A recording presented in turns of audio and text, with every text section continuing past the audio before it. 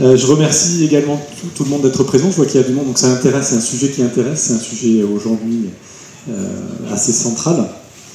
Donc je me présente, Pierrick Lebigre, je travaille à Bordeaux-Sens-Agro, donc je suis responsable de la formation des ingénieurs forestiers à Bordeaux-Sens-Agro. Et je porte également une chaire en sciences humaines et sociales dans le domaine du dialogue forêt-société et de la bioéconomie. Donc Bordeaux-Sens-Agro, c'est l'une des deux écoles qui forment les ingénieurs forestiers de demain, avec AgroParisTech. L'objectif de Bordeaux-Sens-Agro, juste pour remettre dans le contexte, c'est que, bien justement, dans le contexte de changements globaux, à la fois climatiques, à la fois sociétaux, économiques, il va s'agir de former des ingénieurs forestiers qui vont avoir des compétences multiples, multifonctionnelles et multidisciplinaires, et donc capables de répondre aux enjeux de la filière forêt-bois qui est en pleine transition actuellement. Le rôle de Bordeaux-Sens-Agro est majeur dans le transfert des connaissances, à la fois vers la recherche, vers l'enseignement et vers le monde socio-professionnel. C'est pourquoi on intervient aujourd'hui justement dans cette table ronde.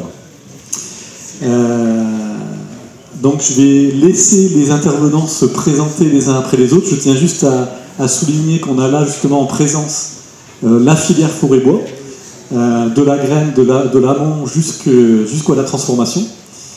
Donc ça va être intéressant justement de voir quelle est l'intégration de la SMCC, donc sylviculture mélangée à couvert continu, dans cette filière.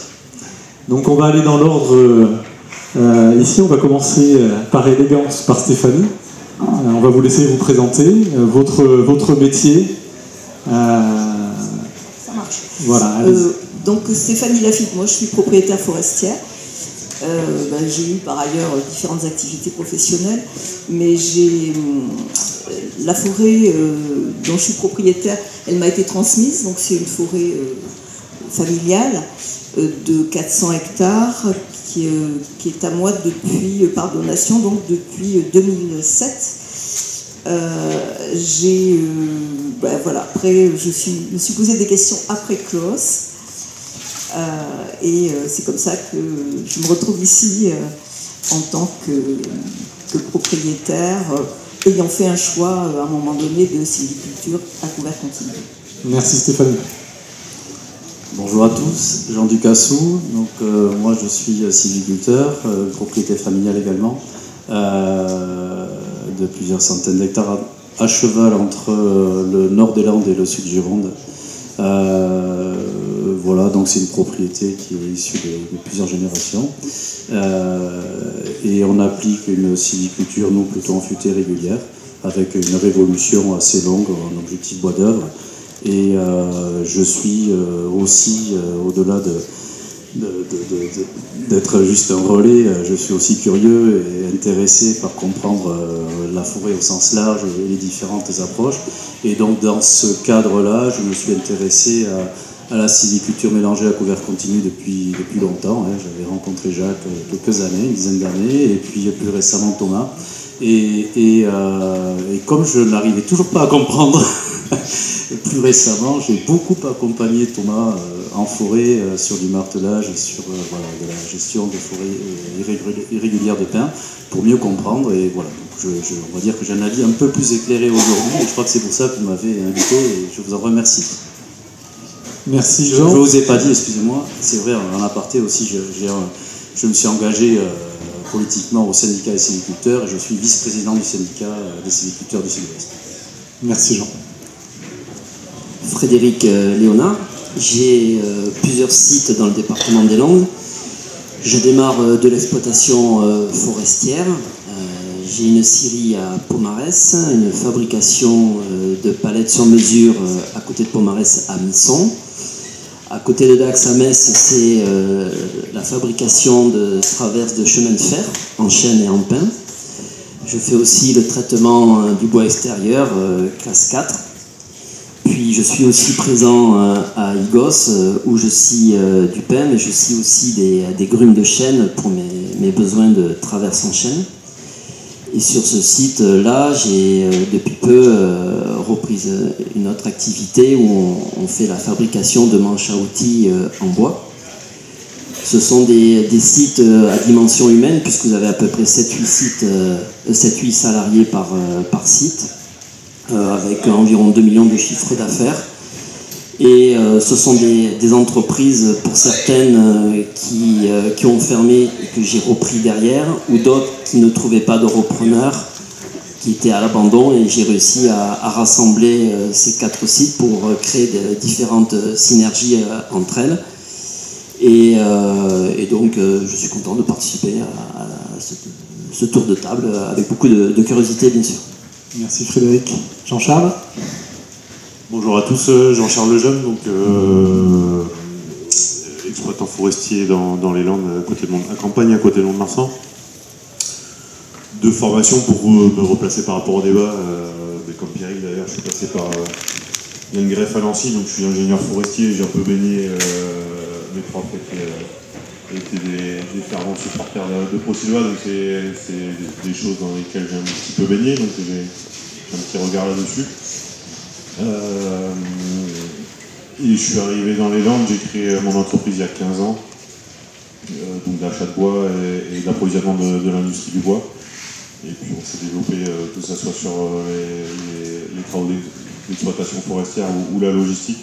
Aujourd'hui on représente un groupe d'une quarantaine de personnes pour faire l'interface entre la forêt, qu'elle soit landaise de pin ou feuillue périphérique, pour approvisionner l'industrie locale. Voilà.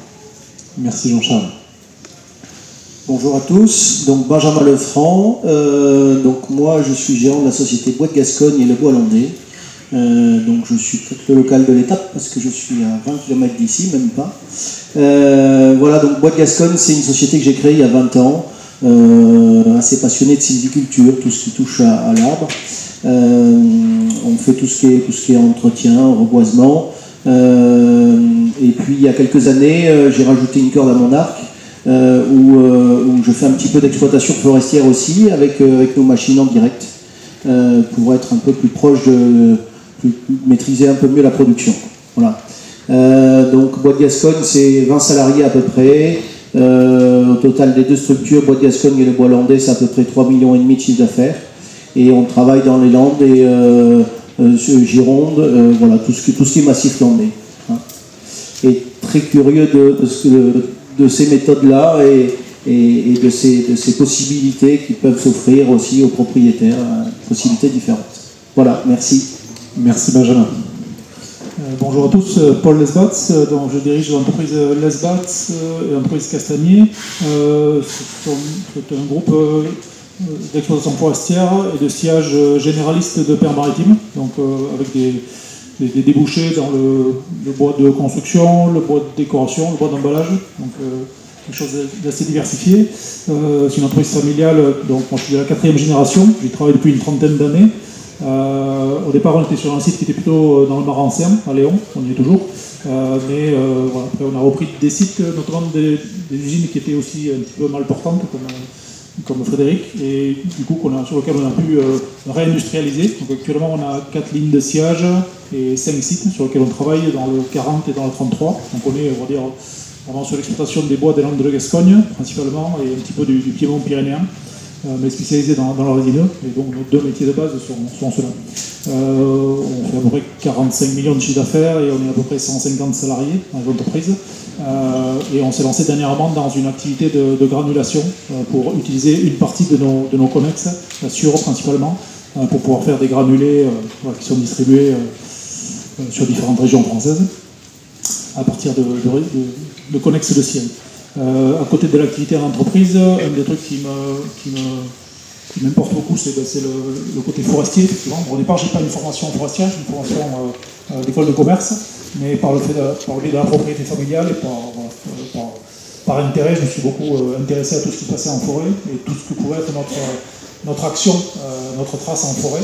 Et à côté de ça aussi, avec la FNEB, je m'occupe d'une association qui s'appelle l'Association des pins de France, où là finalement on essaie de fédérer tous les sujets qui peuvent concerner les différents types de pins, le maritime, le sylvestre, le pin d'Alep, donc des pins sur lesquels il y a à la fois une sylviculture très productive comme ici, mais aussi des pins, des endroits de France dans lesquels il y a vraiment d'autres types de sylviculture, parce que finalement voilà, tout ça fait une partie importante du patrimoine français et du potentiel français.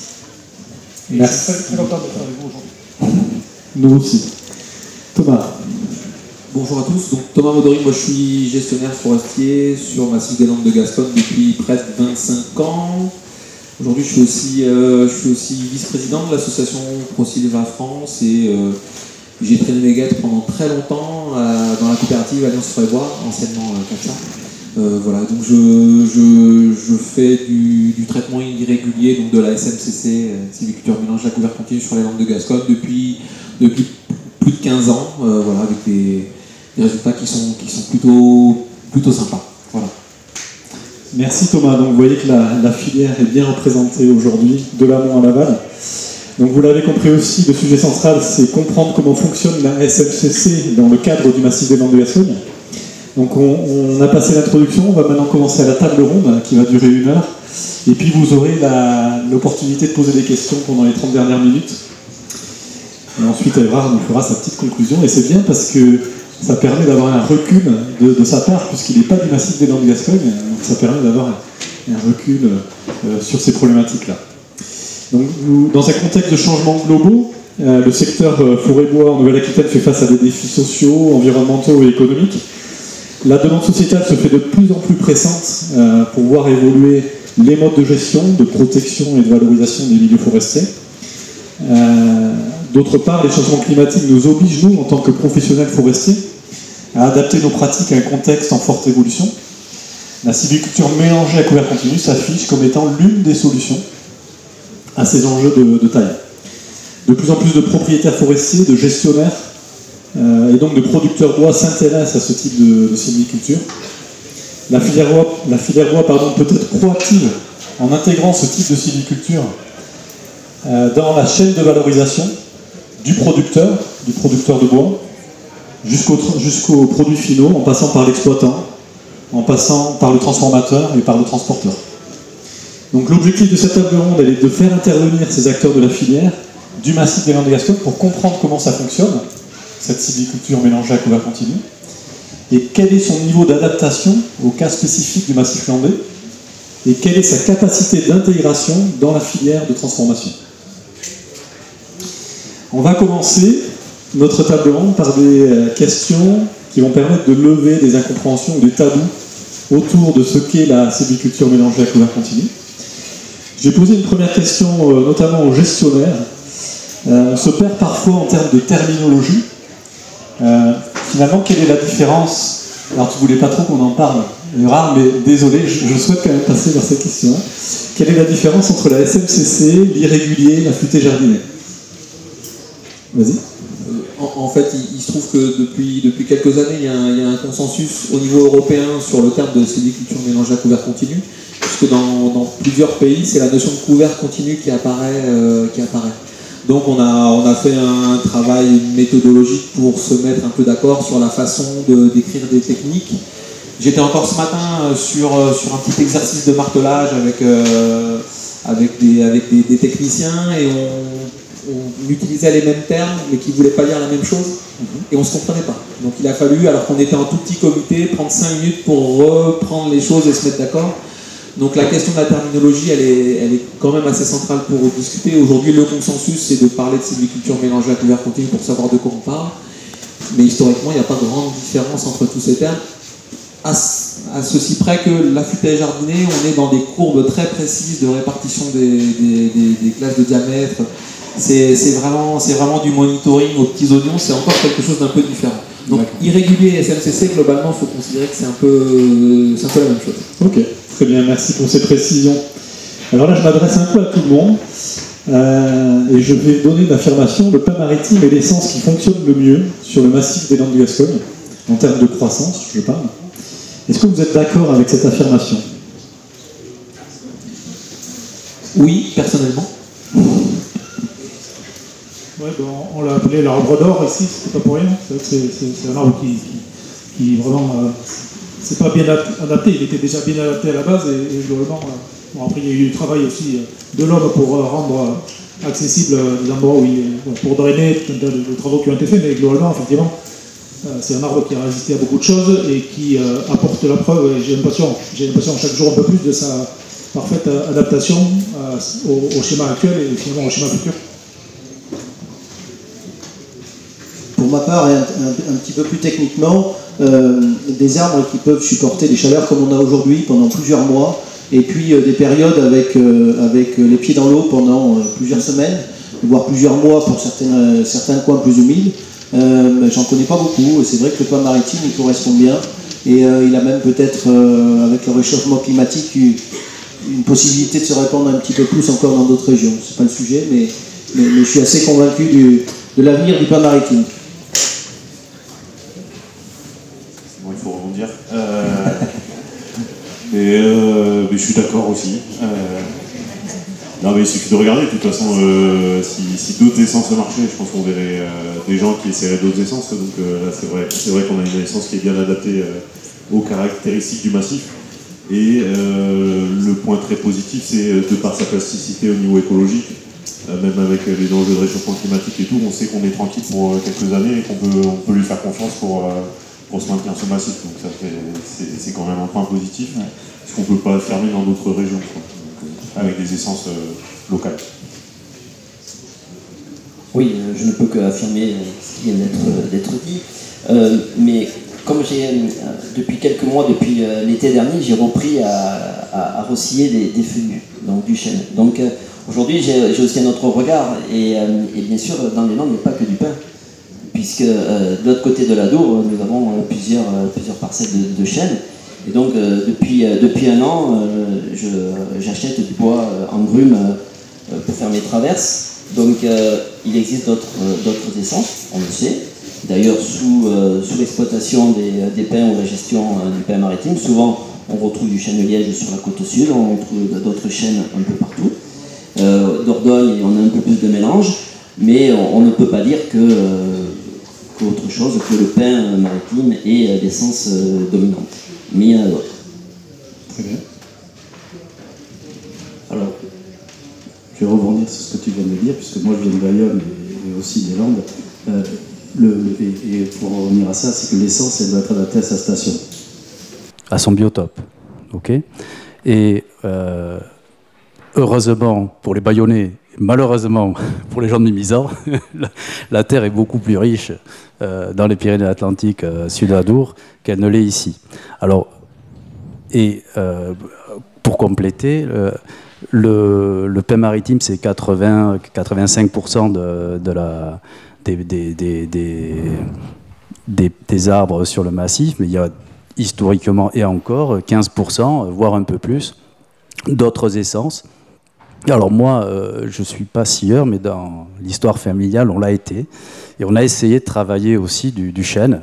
Et j'essaye encore aussi un peu à la marge de faire du chêne de qualité, mais c'est de la petite qualité, mais on essaye. Hein.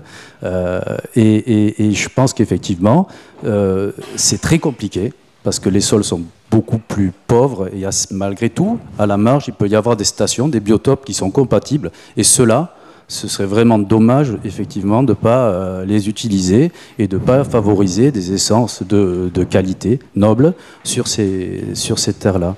Voilà. Donc le pin maritime, il est là depuis 5000 ans, reste adapté aujourd'hui, et effectivement, je suis persuadé qu'il sera adapté demain, les projections le confirment, et surtout, la station, le massif, le sol du massif, il ne va pas changer d'ici là, enfin, pas de suite. Alors moi, comme j'arrive à la fin, je vais dire non, pas du tout. Mais c'est une blague. Ouais, voilà. Donc non, bien entendu, incontestablement, au niveau de la production, on est un massif dédié au pin maritime. Mais je suis contente de voir que vous avez parlé d'autres essences, parce qu'il y a quand même d'autres essences qui sont chez elles aussi.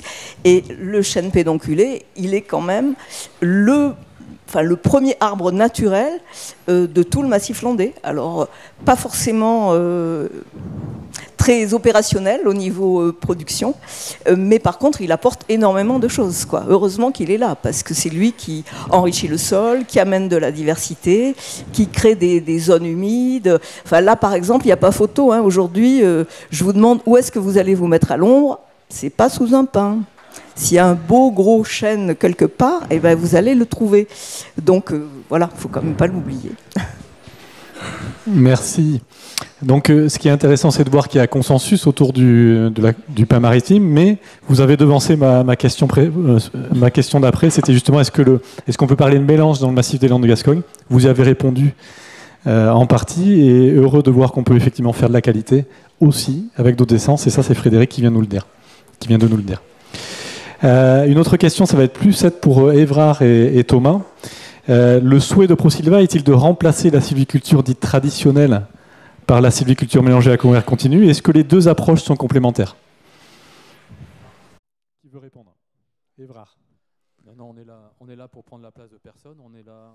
ProSilva, c'est un groupe de travail. On est là pour réfléchir.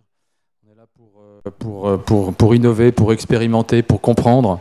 Donc on n'est pas là pour supplanter et pour faire la leçon aux autres. On est là simplement pour répondre avec notre approche à des questions d'aujourd'hui et de demain. Et on perçoit que la SMCC répond avec beaucoup de pertinence à beaucoup de ces questions sans beaucoup de conflits d'intérêts entre les choix qu'il faut faire. Donc on peut faire le beau en faisant l'utile, on peut faire l'utile en faisant le beau. Pourquoi se priver?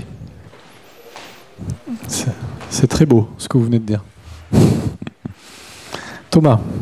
Je vais dans le même sens. Il n'y a pas de... il n'y a pas de sens à dire qu'il faut remplacer une sylviculture par une autre, ou sinon on parle du remplacement d'un autre par un autre, on rentre dans des guerres de clochers qui n'ont strictement aucun sens.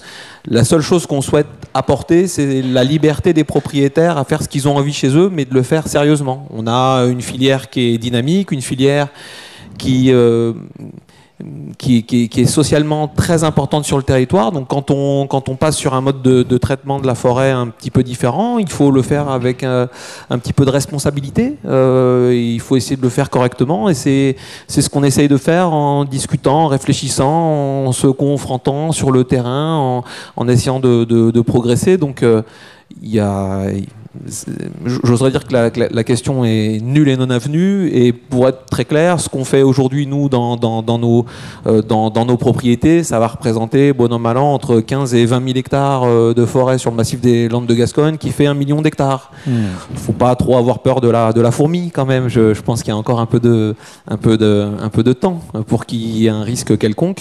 Donc on veut juste donner la liberté à certains propriétaires de vivre leur forêt comme ils l'entendent, et certains veulent quelque chose d'un tout petit peu différent. Voilà, c'est juste ça. Très bien. Donc pour la dernière question tabou, je m'adresse un peu à tout le monde, mais tout le monde n'est pas obligé de répondre. Je vais vous donner une petite affirmation, vous me direz ce que vous en pensez. Dans le monde agricole, la critique sur l'agriculture bio est de dire on ne nourrira pas toute la planète avec du bio. Pour la SMCC, ça donnerait on ne pourra pas approvisionner toutes les industries de transformation avec la SMCC. Qu'est-ce que vous pensez de cette affirmation et de la comparaison avec le bio? Je prends la parole parce que j'en fais depuis longtemps. Nous, on intervient en éclaircie dans le pain maritime environ, pour donner des moyennes, tous les 4 ans. Dans le pain TEDA, tous les 2 ans. On passe en éclaircie des peuplements de façon extrêmement dynamique. Et tous les reculs que moi je peux avoir ou qu'on peut avoir sur le suivi des placettes d'inventaire statistique de l'association Futaies Irrégulières, qui fait du suivi statistique de la productivité des peuplements, c'est qu'on est dans les gammes de productivité qu'on peut retrouver sur la futaie régulière. Donc ce qu'on fait nous, ça alimente pas moins la filière que d'autres techniques. Simplement, on va mettre en œuvre les bois de façon un tout petit peu différente. Voilà, c'est juste ça. C'est une manière différente de mobiliser des bois, de l'apporter à l'industrie. Mais on va être très clair, moi je suis gestionnaire forestier, je gagne ma vie parce que j'ai des gens qui me font confiance, et ces gens-là, ils peuvent me rémunérer parce qu'ils coupent des bois. Donc je ne vais pas m'amuser à arrêter de couper des bois, ça n'a strictement aucun sens. Le but du jeu, c'est d'avoir des forêts productives. Je reviens sur les propos introductifs d'Évrard. L'idée maîtresse, l'idée centrale de ProSilva, c'est comment faire en sorte d'optimiser en fait la machinerie économique des forêts. C'est toujours ce qui nous anime. Voilà. Très bien. Merci pour cette réponse. Quelqu'un d'autre veut répondre sur cette question? Oui, te répondre que justement, j'ai pas de réponse, mais que justement la question m'intéresse. C'est vrai que globalement, on sait qu'on a quand même de vrais sujets concernant la ressource sur plein de choses, hein, sur la planète. Et on sait que le bois a des capacités en termes de matériaux, de remplacement de choses dans lesquelles il présente beaucoup d'avantages, beaucoup de noblesse, dans le sens où il peut notamment stocker du carbone, voilà, résoudre naturellement et simplement des problématiques centrale, je dirais, que l'on a. Donc c'est vrai que la question de savoir si ce mode de gestion ou si ces pratiques peuvent améliorer le fait de pouvoir industrialiser les process pour ensuite avoir un effet de masse sur les choses, oui, c'est vraiment quelque chose qui me questionne lourdement, et aussi parce qu'on a des usines à approvisionner et qu'il n'y a pas beaucoup de choses plus stressantes que ça, que d'approvisionner une usine pour tout un tas de raisons. Donc oui, la question m'intéresse terriblement. On va revenir sur cette question un peu plus précisément. D'autres remarques, on peut passer sinon aux questions. Jean-Charles, je sens que tu as envie de... Moi, c'était pour rebondir, je suis d'accord avec Paul, et puis pour en discuter aussi avec Thomas, il faut qu'il nous fasse la preuve sur la productivité, ça on verra avec le temps, même si j'y crois, hein, c'est pas de la défiance. Après, ce qui est sûr, et puis pour rebondir sur ce que Paul a dit aussi, c'est que c'est une sylviculture qui est orientée vers le bois de qualité. Donc on sait qu'on a un enjeu de décarbonation aussi pour l'avenir de nos sociétés et puis l'avenir du bois aussi, tout simplement. Donc plus on va faire des bois de qualité, plus Paul ou Frédéric auront des bois de charpente à faire, enfin des bois qui vont rester dans la construction longtemps et qui vont stocker le carbone, et plus ça sera intéressant. Donc c'est ce qui est intéressant dans cette sylviculture à couvert continu aussi, je pense, quoi. C'est cette vision vers la qualité, les bois de qualité. Frédéric ? Oui, moi je m'interroge parce que mon besoin est quand même à dimension humaine. Mon besoin journalier sur mes 2 sites de scierie, on est sur environ 4-5 camions jour. Donc peut-être qu'à mon niveau, c'est un peu plus réalisable. Par contre, la question que je me pose, c'est que quand on a besoin d'exploiter et sortir le bois, on passe par des machines aujourd'hui qui ont un certain coût. Et donc, il y a forcément un raisonnement économique pour exploiter, sortir le bois. Donc, c'est ça que ça me laisse interrogatif. Mais peut-être que ça ne peut pas être adapté à tout le monde, mais peut-être qu'à des industries un peu plus petites comme les miennes, ça peut-être le faire, surtout qu'on recherche de la qualité. Donc, je m'interroge. Mais j'oublie pas le coût que ça peut avoir quand vous faites passer une machine qui va sortir peu de bois. On va me dire, mais si on ne prend pas de machine, on peut prendre des hommes. Mais c'est pareil. Alors, cette question-là, je me permets de te couper parce qu'on reviendra effectivement sur l'aspect rentabilité. D'accord, ok. D'autres remarques? On y reviendra alors. Pardon? On y reviendra. Ah ben, on va pas tarder d'ailleurs. Tu peux garder le micro d'ailleurs parce qu'on va pouvoir enchaîner sur la question aux propriétaires forestiers. Stéphanie, on va commencer par vous. Vous avez expliqué, vous êtes orienté vers la SMCC. Depuis combien de temps et quelles ont été vos motivations de départ? Oui, donc comme je disais tout à l'heure, c'est une forêt qui m'a été transmise et j'avais pas l'approche du tout gestionnaire et j'avais pas une approche de productivité par rapport à la forêt. Je la connaissais depuis tout le temps, mais j'étais pas là-dedans. Donc 2007, je me suis dit, je me donne 2, 3, 4 ans pour voir ce qui se passe, pour comprendre un petit peu. La forêt, elle était gérée par la coopérative. Au départ, mon père s'en occupait beaucoup, et puis en vieillissant, il a délégué de plus en plus. Donc là, elle était complètement aux mains de la coopérative. Moi, j'ai commencé à me poser des questions. Je voyais aussi que la forêt ressemblait plus à l'image que j'en avais, en ce sens que ce qui se passait, c'était que tous les chênes, on revient aux chênes, étaient coupés pour faire du bois de chauffage avant la coupe rase, qu'il y avait la coupe rase, qu'il y avait le labour et la plantation. Et petit à petit, la propriété devenait de plus en plus pauvre en diversité, de plus en plus basse en qualité aussi, parce que c'était quand même du bois de médiocre qualité qui était produit.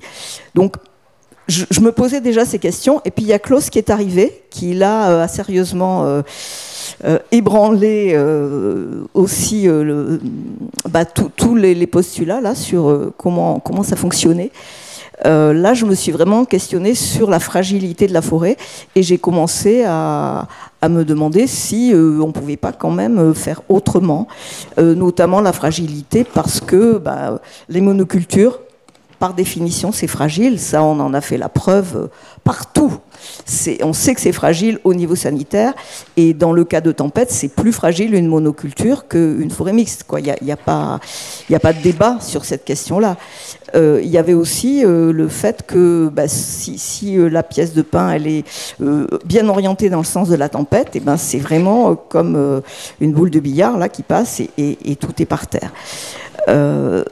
Je me suis rendu compte aussi que les travaux fréquents qu'il y avait, notamment sur les jeunes plantations, fragilisaient aussi l'implantation. Donc tout ça, ça fait que ces questions, j'ai été chercher des réponses. Et on m'a parlé de Prosilva à ce moment-là.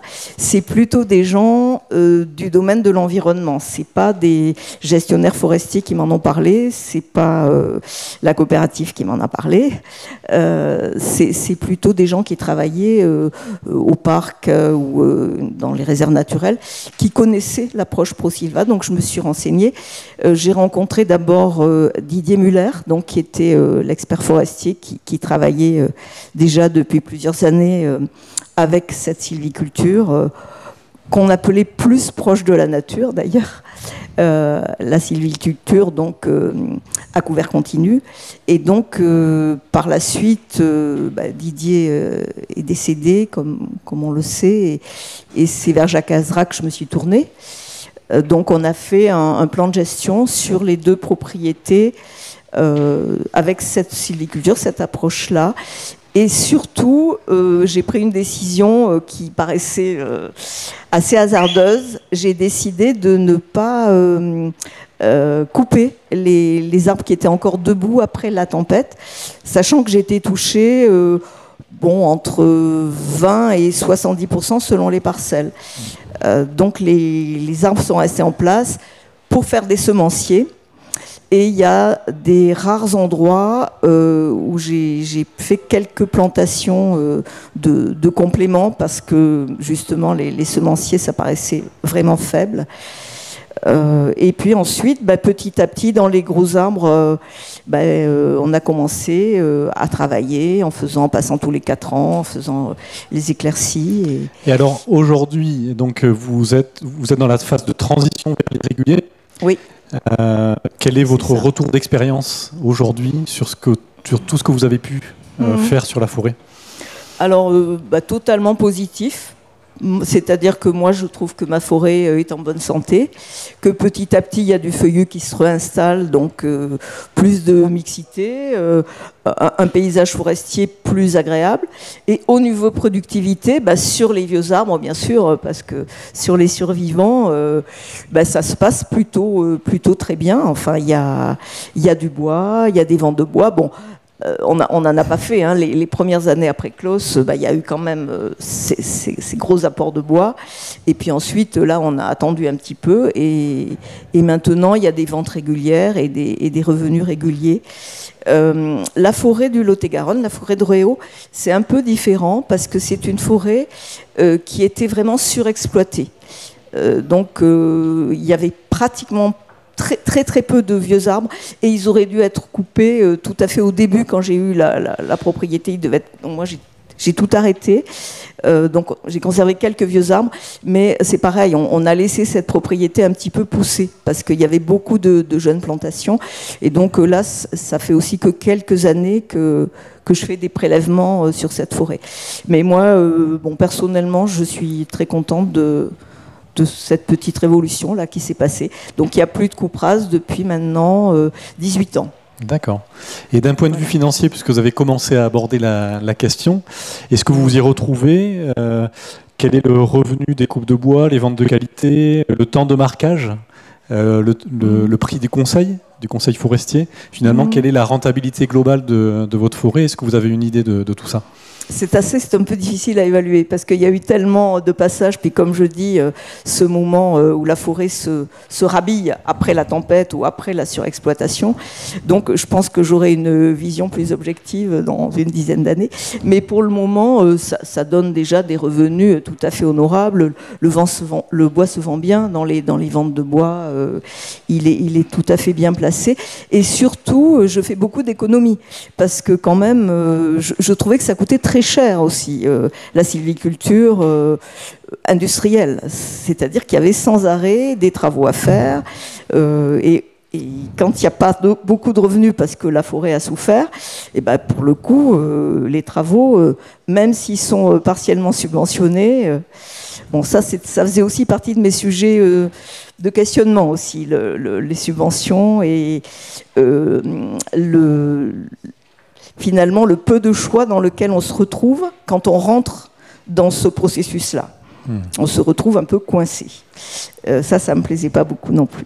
Donc, je peux pas vraiment donner de chiffres actuellement, mais ça amène des revenus tout à fait conséquents depuis, je dirais maintenant, 6 ans. Et de manière régulière. Et de manière régulière, oui, chaque année. Bien sûr, puisque le principe c'est de séparer la propriété en 4 parties, puisqu'on intervient tous les 4 ans. Donc il y a soit des éclaircies, soit des coupes d'amélioration tous les ans. Donc il y a du bois qui est fourni, il y a du bois qui part tous les ans de ma propriété. En termes de temps de marquage, vous participez vous-même au marquage Qu'est-ce que ça représente d'un point de vue... Là, je ne suis pas bonne élève. Ah. Non, je l'ai fait au début pour comprendre. Hein. Je l'ai fait avec Didier Muller et avec Jacques Azra au début, parce que je voulais comprendre comment ça fonctionnait. Mais j'avoue qu'après, j'ai largement délégué. Alors, ça me permet de passer la transition à Jean, qui est à côté de vous, puisqu'il nous expliquait tout à l'heure qu'il avait justement participé au marquage. Est-ce que vous pouvez expliquer justement le temps que ça prend, le coût que ça peut représenter? Ouais, je vais parler du marquage, mais avant, je voudrais juste rebondir quand même sur ce que vous avez dit, qui était très intéressant, mais pour moi un peu réducteur. Parce que la futée régulière, comme on la pratique, on va dire, plus massivement sur le massif,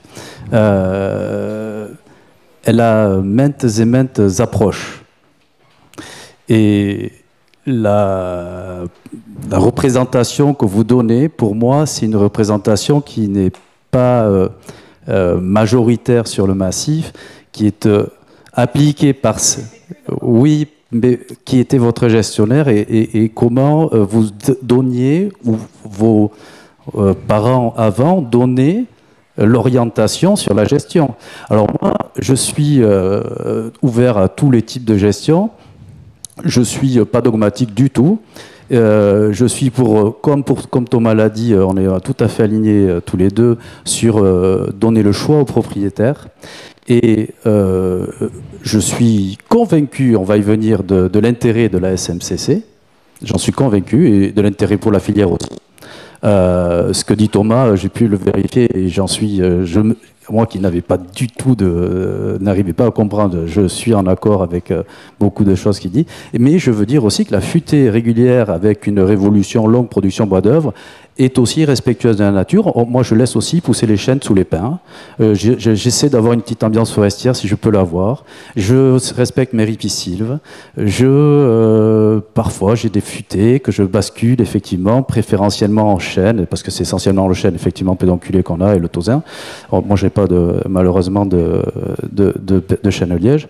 Mais voilà, cette mixité des paysages, cette mixité de la nature, elle existe pour moi. Elle est pas incompatible avec la futée régulière. Voilà. C'était pour moi le message que je voulais faire passer, parce que d'ailleurs tu l'as dit Thomas, et je pense que tu n'es pas capable de changer complètement de casquette, tu fais aussi de la futée régulière, mais tu es, je pense, attentif et vigilant, et tu demandes à tes ETF de faire attention à ce qu'ils font, si possible d'éviter de casser les chênes quand ils font tomber les arbres, quand ils manœuvrent, de ne pas abîmer aussi. Donc voilà, je pense que ces approches-là, on peut les avoir aussi dans d'autres traitements. Voilà. Après, si on vient au cas plus précis du martelage, nous, quand on martèle en futée régulière, ce qui martelons de façon appliquée, rigoureuse, on va effectivement avoir une logique déjà quantitative. C'est-à-dire qu'on a alors il y a plusieurs approches, là aussi, qui génèrent plusieurs types de futaies régulières, plus ou moins, on va dire, équilibrées, ou avec un objectif plus ou moins long terme, d'une qualité plus ou moins développée, d'accord? Donc avec éventuellement des interventions qui se feront de façon plus modérée, avec un taux de prélèvement plus doux, et donc on accompagnera plus gentiment l'arbre, avec aussi un objectif de sélection et de qualité. D'accord? Donc, moi, personnellement, j'ai envie d'avoir de la qualité. Hein. Donc, je vais sélectionner mes arbres en essayant de privilégier la qualité. Par contre, je suis sur un objectif quantitatif. Donc, je vais effectivement marquer... Alors, nous, on est sur une approche de 25%, selon la table d'Homogé, qui est, on va dire, l'approche qui a été démontrée comme la plus efficace d'un point de vue productivité. Je parle bien de productif, de quantité, pas obligatoirement de qualitatif. Après, qualitatif, c'est le marquage. Et c'est le choix de l'arbre qu'on va enlever. Voilà. Donc, on est effectivement, on va dire, sur une approche, on va dire, plus simplifiée, puisque c'est 1/4, et avec un temps de martelage qui est variable. Et surtout, on ne cube pas. On ne mesure pas le diamètre, d'accord? Alors que dans l'approche SMCC, tous les arbres sont cubés, d'accord? Donc les diamètres systématiques et les hauteurs statistiquement. Donc quand en CMCC, quand on sort de la parcelle, on sait exactement le volume que l'on va sortir. C'est là que je voulais en venir. Nous, sur la futée, on va faire la sylviculture, selon Mogé, on va sortir un nombre de tiges. Et la sylviculture SMCC, on sort un volume. Voilà. Mais au final, le volume est assez proche.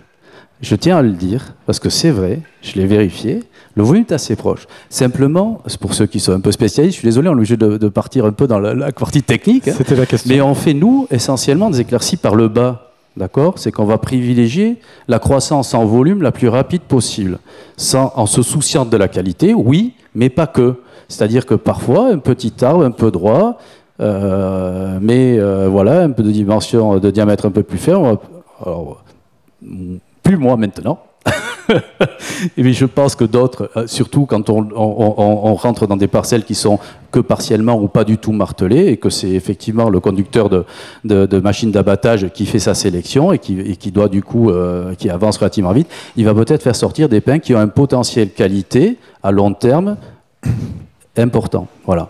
Et ça voilà, ça c'est la différence. Donc nous on est sur un martelage par le bas, donc on va avoir ce qu'on appelle un coefficient de volume qui sera faible, donc on aura un volume que l'on va sortir unitaire de l'arbre, qui sera plus faible que le volume moyen de notre parcelle. Alors que avec la SMCC, ce sont moins d'arbres qui vont être sélectionnés, mais plus gros. Donc c'est pour ça qu'au final, au volume, on se retrouve à peu près. Voilà. Alors Jean, vous qui avez suivi Thomas sur le terrain, est-ce que ça vous semble d'un point de vue plus global, est-ce que ça vous semble réaliste sur le massif landais? Est-ce que les itinéraires techniques vous semblent maîtrisés en matière de SMCC? Alors, sur cette phase-là, parce que le recul est de 15 ans, hein, on est d'accord que le pin maritime, il vit plus que 15 ans. Donc on est dans une approche qui est initiée, qui fonctionne, économiquement, qui pour moi, enfin, Thomas le dit et le répète, mais moi j'ai pu le vérifier avec des données chiffrées, qui économiquement est très rentable pour le sylviculteur, le propriétaire sylviculteur. Donc voilà, de ce côté-là, parce que moi bien sûr l'économie c'est important, toutes les fonctions de la forêt le sont, mais l'économie et l'objectif production ici il reste essentiel. Donc oui, pour moi, ça fonctionne complètement. Je ne sais plus quelle est la question, excuse-moi. Est-ce que d'un point de vue global, la SMCC est maîtrisée techniquement?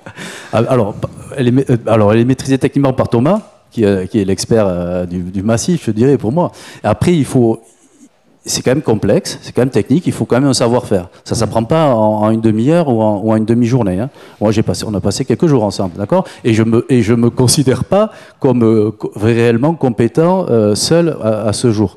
Donc, je pense que c'est une sylviculture qui est quand même assez fine, assez technique, et qui, mais pour laquelle Thomas enfin voilà, il y a possibilité de former les gens, de leur apprendre. Ça, je pense que c'est pas du tout incompatible.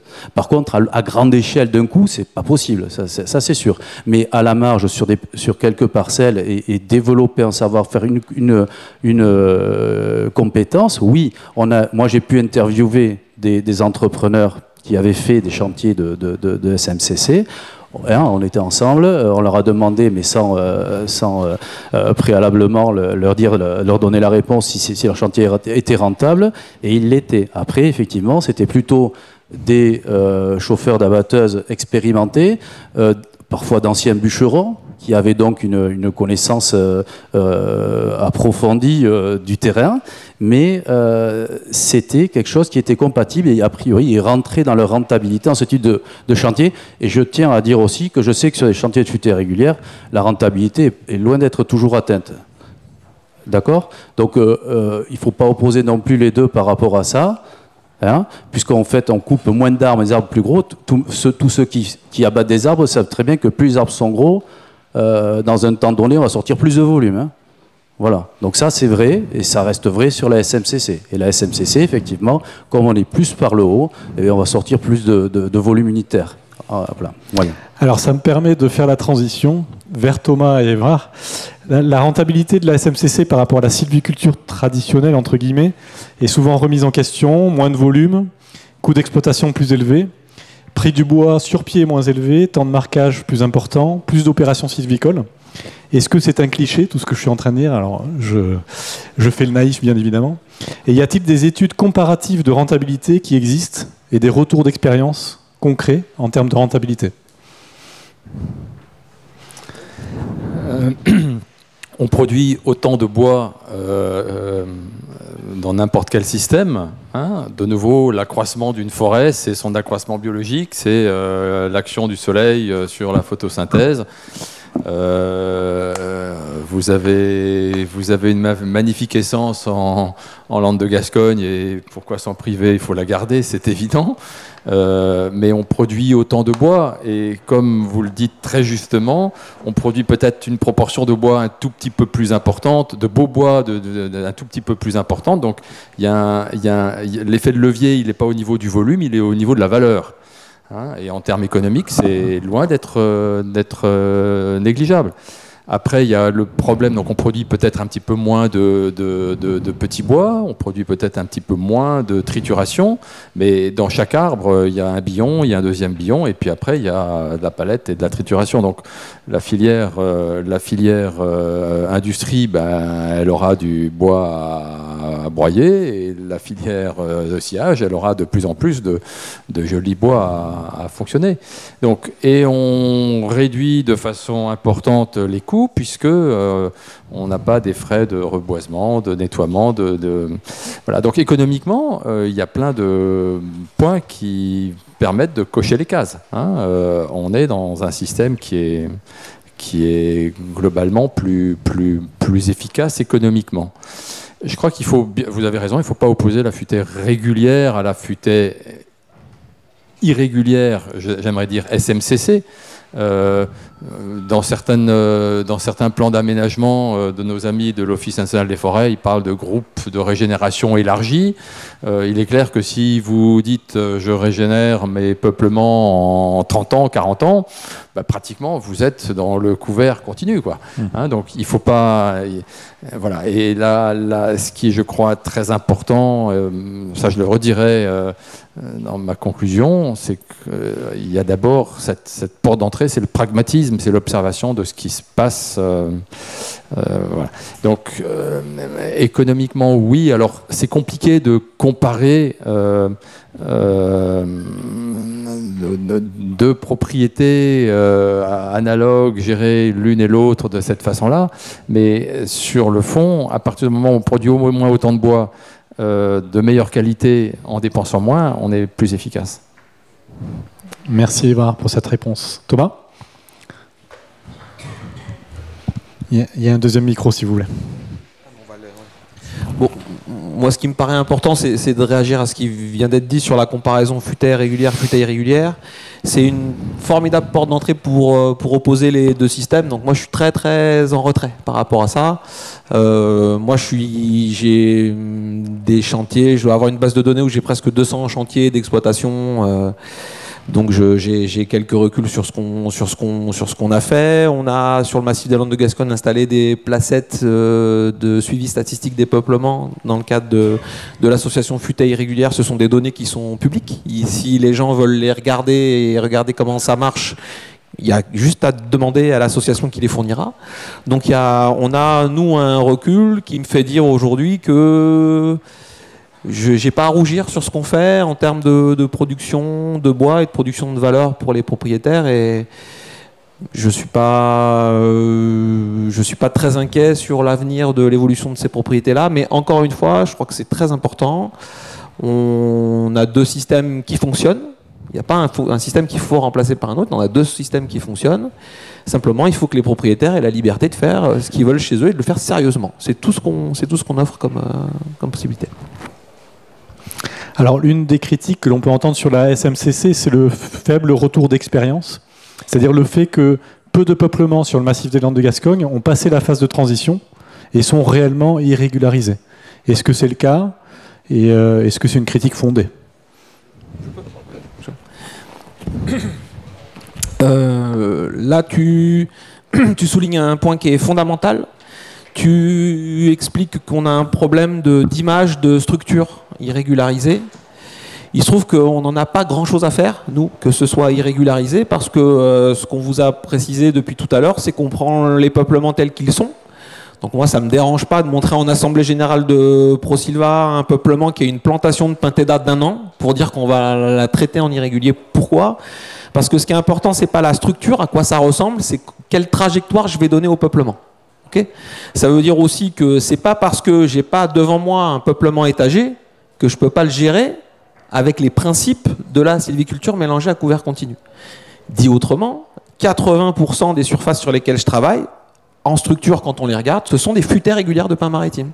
Sauf que je choisis pas les mêmes bois, c'est ce que Jean disait tout à l'heure. En éclaircie, je fais des éclaircies comme tout le monde, simplement je vais pas prendre les mêmes morceaux de bois. C'est juste ça. Voilà.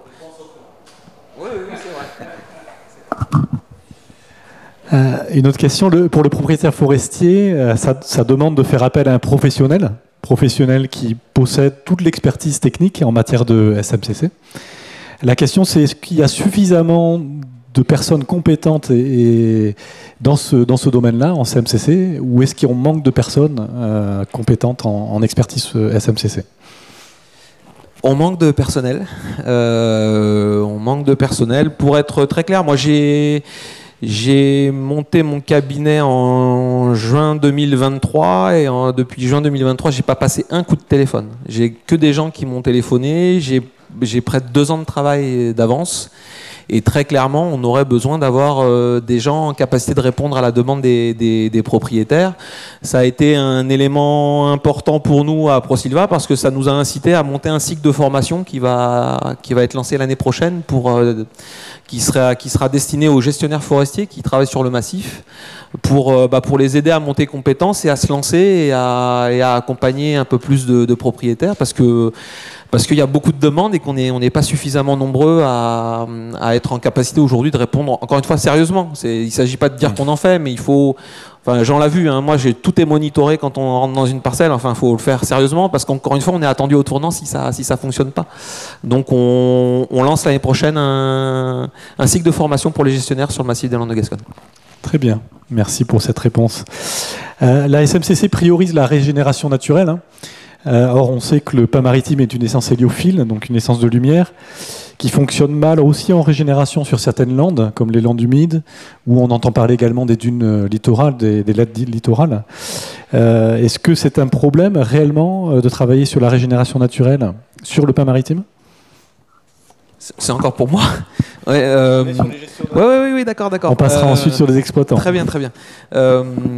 Alors moi, il m'arrive souvent d'avoir des problèmes de régénération sur des landes humides, à tel point que je suis obligé de faire tomber des arbres dans les poches de régénération pour les casser, tellement j'en ai. Dit autrement, j'ai pas de souci de régénération, mais je dis souvent en tournée qu'on se pose malheureusement un peu trop tôt les questions de structure, donc il faut des poches de régé, il faut qu'il y ait du semis, absolument. Mais quand on sait que la durée de survie d'un pin maritime à l'état naturel, ça peut aller de 150 à 250 ans, quand j'ai des gens qui me disent « je comprends pas, ma parcelle à 30 ans, il n'y a pas encore de semis naturel », et je leur réponds « écoutez, mon fils a 16 ans, ne me demandez pas pourquoi il n'est pas encore papa. Laissez-le finir son lycée tranquille et puis après on verra. » C'est exactement la même chose. Si on veut fabriquer du bois de qualité, des bois qui peuvent atteindre 60, 70 ou 80 cm de diamètre parce que c'est vraiment des très belles qualités, ça veut dire aussi que sur un peuplement qui a 25 ou 30 ans, j'ai encore du temps pour me poser ces questions-là. Donc clairement, nous, la question de la structure, c'est-à-dire à quoi ressemble le peuplement, c'est une conséquence de la gestion, mais pas un objectif. Et la question de la régénération, on va souvent, très souvent, quasiment toujours, en fait, la gérer en disant tiens, bon bah j'en ai, qu'est-ce qu'on fait? Voilà. Et pas dire oh là là c'est une catastrophe, il faut que j'en ai. C'est vraiment très rare qu'on arrive à ce genre de fonctionnement. Et moi j'ai plein d'images sur lesquelles oui j'ai des poches de régénération qui sont trop importantes pour moi. Enfin c'est difficile à travailler, donc moi je fais tomber des arbres dedans, quoi. Voilà. D'accord.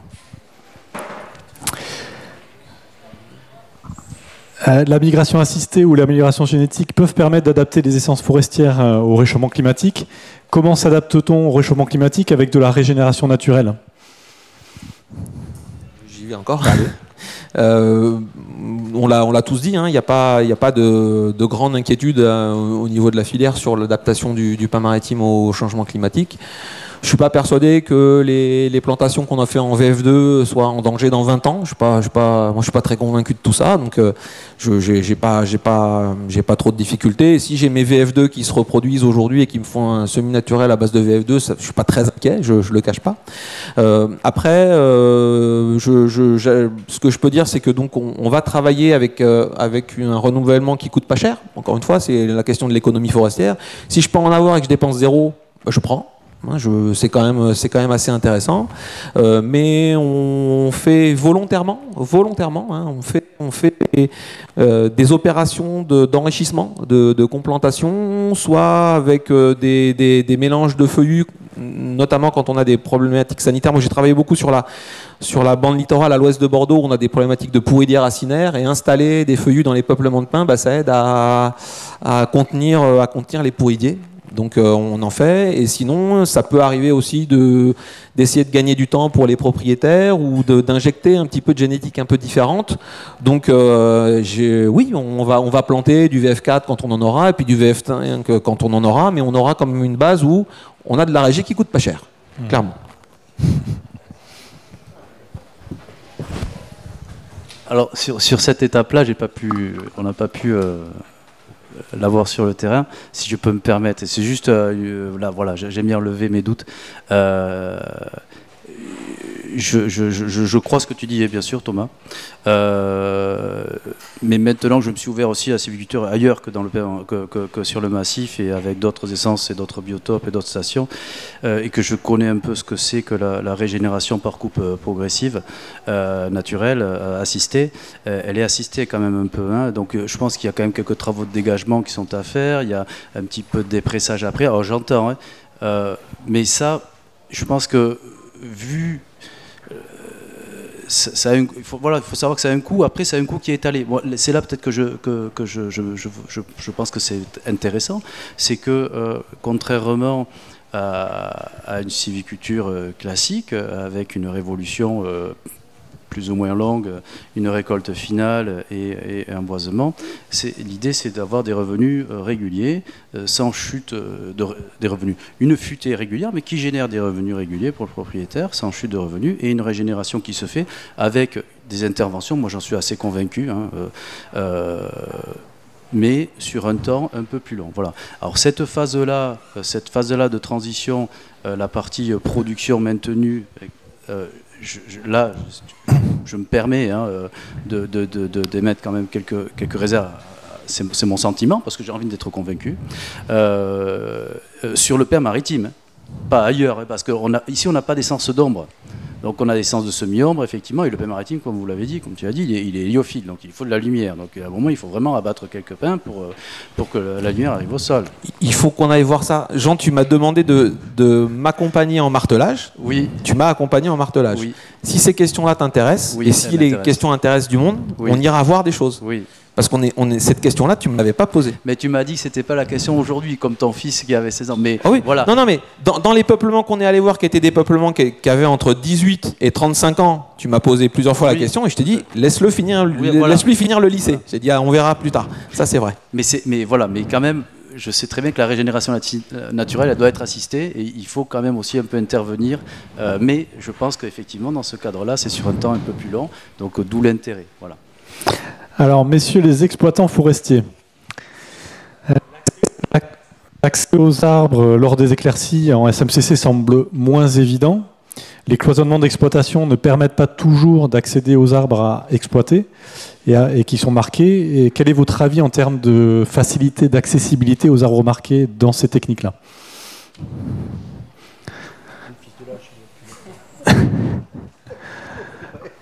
Alors, qui va ? Benjamin. Mais moi déjà, quand je suis arrivé sur la première coupe, j'ai été assez surpris parce qu'il y avait pas mal de couleurs. Donc c'est assez quadrillé, c'est assez... l'erreur est difficile. L'erreur est difficile parce que les cloisonnements d'accès sont quand même bien marqués. C'est anticipé parce que c'est quand même pas des méthodes pour les abatteurs et les débardeurs qui travaillent sur des exploitations classiques. On est un peu à l'aise pour passer partout, on est un peu libre, on est un peu chez nous, on est un peu en forêt. On n'est pas vraiment chez nous, hein, mais donc on fait un peu ce qu'on veut, et ça se passe plutôt bien. Là, c'est organisé, c'est important, pas faire n'importe quoi. Et c'est cloisonné, il y a des chevrons dans les bouts de ligne où on doit passer, donc on passe là. Et après, c'est pas toujours facile de travailler sur 2 lignes en exploitation, mais ça se fait, ça se fonctionne. Voilà. Il y a des moments où c'est un peu serré, mais ça arrive aussi sur des sylvicultures classiques. Mais pour nous, ça représente pas un grand problème, mais si ça l'a été, on l'a anticipé avant quand on a visité les coupes. Très bien. Jean-Charles. Alors déjà, ça va beaucoup dépendre de la qualité du marqueur, donc il faut que ça soit bien préparé en amont. Donc après, je sais que Thomas notamment, il réfléchit beaucoup. Parce que c'est pas comme dans le conventionnel où effectivement la machine va passer dans toutes les interlignes où on va pouvoir s'approcher des arbres. Donc il faut à la fois réfléchir sur le prélèvement au niveau sylvicole et je pense que vous réfléchissez aussi les passages des têtes et compagnie. On peut pas s'arrêter juste aux caractéristiques de l'engin, prendre la fiche technique, dire le bras va à 9 mètres et donc tout est facile, quoi. Donc il y a la taille du bras, il y a l'encombrement de la tête. Et ça, je pense qu'il y a un travail plus poussé au niveau du marquage pour anticiper cette phase d'exploitation. Je pense que c'est j'ai Thomas ici qui a pratiqué sur une parcelle de Thomas aussi. Après c'est aussi un travail préparatoire en amont, c'est-à-dire on peut pas lâcher l'opérateur et puis lui dire débrouille-toi, on t'explique pas. Donc je pense qu'il faut bien encadrer les gars qui s'énervent pas trop à vouloir faire un rendement identique à une parcelle conventionnelle, voilà. Donc ça se fait, il faut juste prendre le temps et travailler différemment et utiliser la tête. Et puis je pense que ça doit être aussi intéressant pour les chauffeurs. C'est un peu plus technique, donc on les fait monter en compétences et c'est un peu plus valorisant, je pense. Merci Jean-Charles. Alors financièrement, la SMCC fait parfois peur aux exploitants parce que c'est plus chronophage, ça semble plus chronophage. Ça semble aussi être moins élevé d'un point de vue volume, même si on en a parlé auparavant. Les exploitants et les industriels craignent donc des coûts élevés et une plus faible rentabilité chantier. Quel est votre avis justement en termes de rentabilité chantier? Quel est votre retour d'expérience? Alors pour ma part, c'est pas un sujet, parce qu'on est avant tout tous des professionnels et on connaît notre métier, on estime un volume unitaire, on connaît nos machines, on connaît nos gars. Et on est capable d'estimer un coût, donc on valide notre prix unitaire, notre rendement à la journée, et à partir de là, on s'adapte. Je vais me permettre de mettre un petit bémol quand même. Mais, alors déjà, faire peur, ça veut dire, si ça fait peur, ça veut dire que le coût, il n'est pas le bon d'entrée, quoi, hein. Donc en fait, là je rejoins, il faut savoir estimer le bon coût d'exploitation. Moi j'ai une phrase, moi, je ne sais pas si ça se voit, il y a une partie de mon équipe qui est là.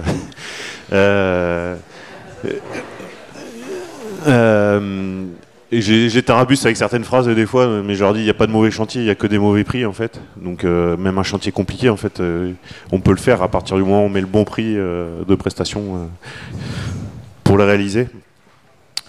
Donc là où je te rejoins, c'est mettre le bon prix. Il ne faut pas regarder que le volume unitaire et se dire c'est une exploitation classique et voilà, c'est vraiment le prix unitaire en fonction du chantier et du volume à l'hectare aussi. C'est ce qui compte, c'est surtout ça qui influe le prix et le temps que tu perds pour aller chercher tes tiges. Et donc ça fait que le prix, en termes de prix d'achat, c'est pareil. Il faut que le propriétaire qui passe sur cette sylviculture-là se rende compte qu'on ne peut pas se dire c'est la base de prix ONF par exemple qui fait référence, on va être normalement un petit peu en dessous parce que les frais d'exploitation seront un peu plus élevés.